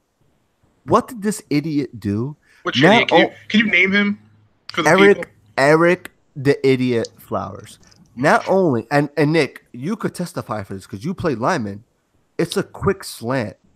You're supposed to guard the middle of the line so that when they're throwing over it, no one's batting the pass down. Yeah, that's why we used to go low. We used to go low. The defensive players back low. This idiot fell for a move to the outside and then stuck his leg out to chip the defensive player so that he wouldn't get to Eli. Meanwhile, he could have just fell for it and just stuck his hand out and like put a pinky finger on him, and he still wouldn't have gotten to Eli.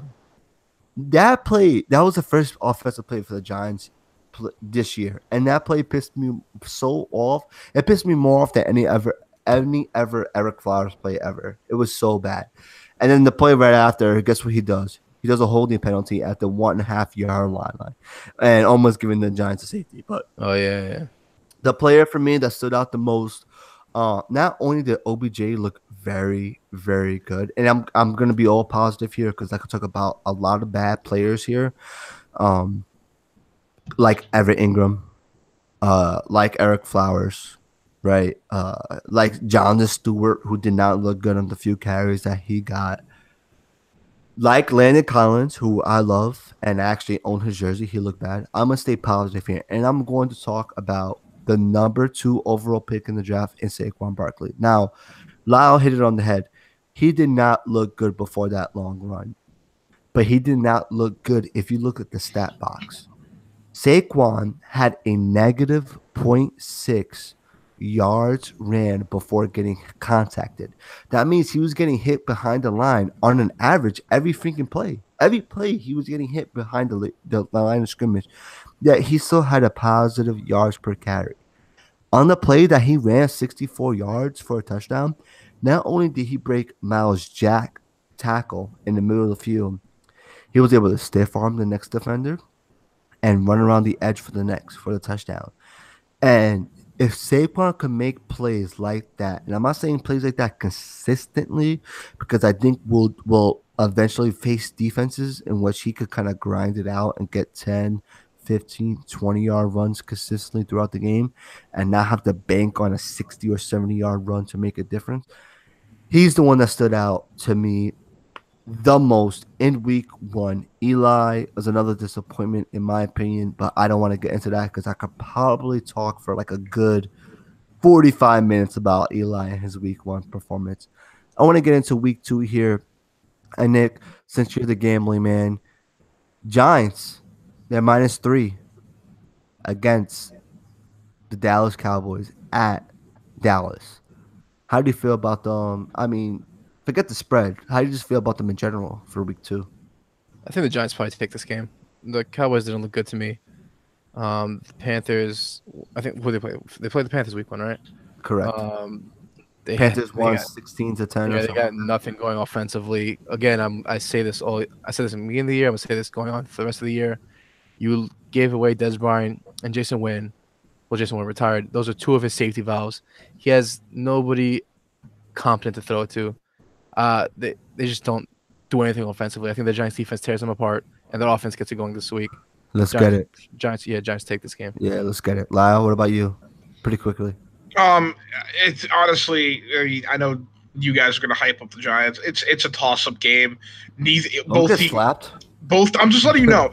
Both teams have glaring holes. Giants by 1, maybe. we could have another tie, honestly, because both these teams are capable of that kind of terrible play in certain sections.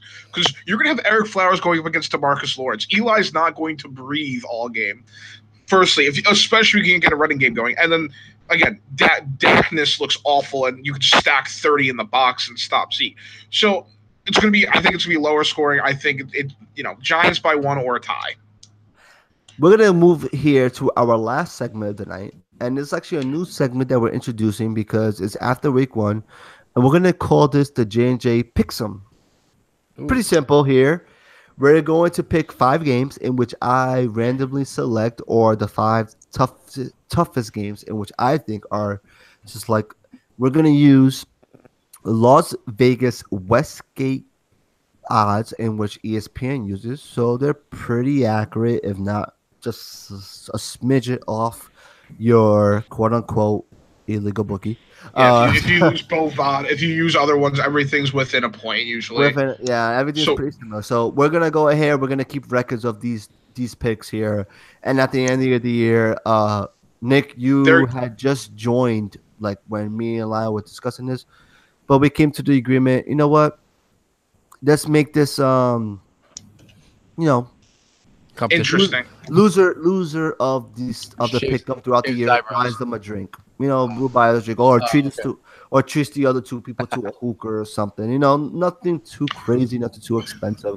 We're all broke guys. Bacon cheeseburger deluxe. I'll be fine with. There you go. Bacon cheeseburger deluxe. It's $10, lad. That's $5 each, which it won't come down to that. So we're good. Hella expensive, bro.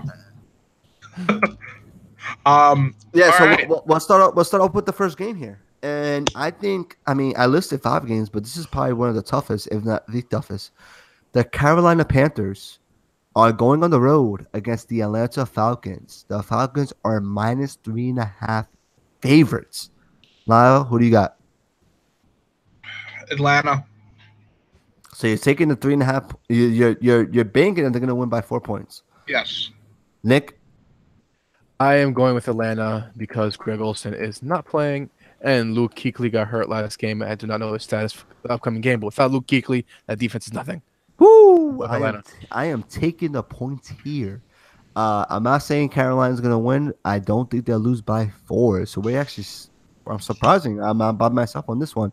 And so it's just to my knowledge right now that the Minnesota Vikings at the Green Bay Packers game. Green Bay was originally -2.5, but they became a pickup game, which I would take it because of Aaron Rodgers' status. Lyle, you went first. Last pick. Nick, you go first now. Minnesota and Green Bay, who you got? Pick them. Tough. I'm probably gonna go with the Vikings on this one. Lyle, stop it, Lyle. I'm also going Vikings. Yeah, I'm going Vikings on this one as well. Kirk Cousins looked dominant. Not dominant, but he looked amazing in his game 1 week with the Vikings. And Green Bay looked pretty bad aside from Aaron Rodgers. So if Aaron Rodgers is not 100%, I'll take it. Game number 3, we have the Kansas City Chiefs who destroyed the Los Angeles Chargers at their own home field. They're going on the road for the second straight game against the Pittsburgh Steelers. The Pittsburgh Steelers are -5.5. Lyle, who do you got? Kansas City. I got the Wow, over. so you got them covering the 6 points. Then No. Who's the 5.5 favorite? Kansas City. So you have them. Okay, Yeah, so you you have said them losing by Pittsburgh. no less than 6. Okay, Yeah, Nick, Kansas what about City. you? I am going to go with a redemption game from the Pittsburgh Steelers, and I'm going to take the Steelers over KC. Yeah, I'm gonna take the Steelers and the points here. I'm not saying that they're gonna win. I actually don't think they will, but it's kind of hard for me to look at them and see that they're going to lose by more Oh, than wait, 6 no. points The here. Steelers are the 5.5 point favorite. Correct. So they have to win And by 6 if They you're, have if to you're win by taking it. 6, and I think the Chiefs are going to either win and or lose by less than 6 points. So you're I taking am Kansas taking City the with me? Chiefs. Yes, I am. We're gonna go to our 4th team here.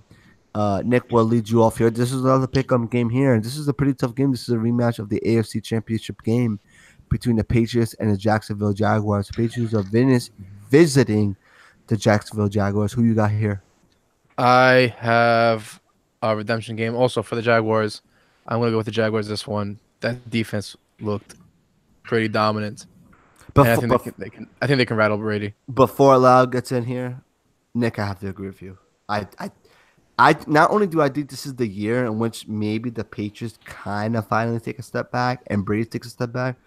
Jacksonville, I mean, I know it was against the Giants and we're not anything special, but they look legit regardless. And I think it's a redemption game. You're right. I think at home they're gonna want this game more than the Patriots. I have the Jacksonville Jaguars winning as well. Lau? I'm trying to justify Jacksonville. I really am. I really want to say it. I have to go with the Patriots. And You're a Jets fan. as a That's all you J- need. Wow. I'm sorry. Wow. We're supposed to be doing this from our minds, not our hearts. My Wow. heart wants me to say Jacksonville. Well, my heart is betting the next pick. So Yeah, here's the thing. Wow. When it comes to betting, I don't bet with my heart because that's when you get in trouble. But But you bet on Josh Gordon to be the number 1 receiver in fantasy football. and he still will be. Look at him. He plays 6 snaps and still gets a touchdown.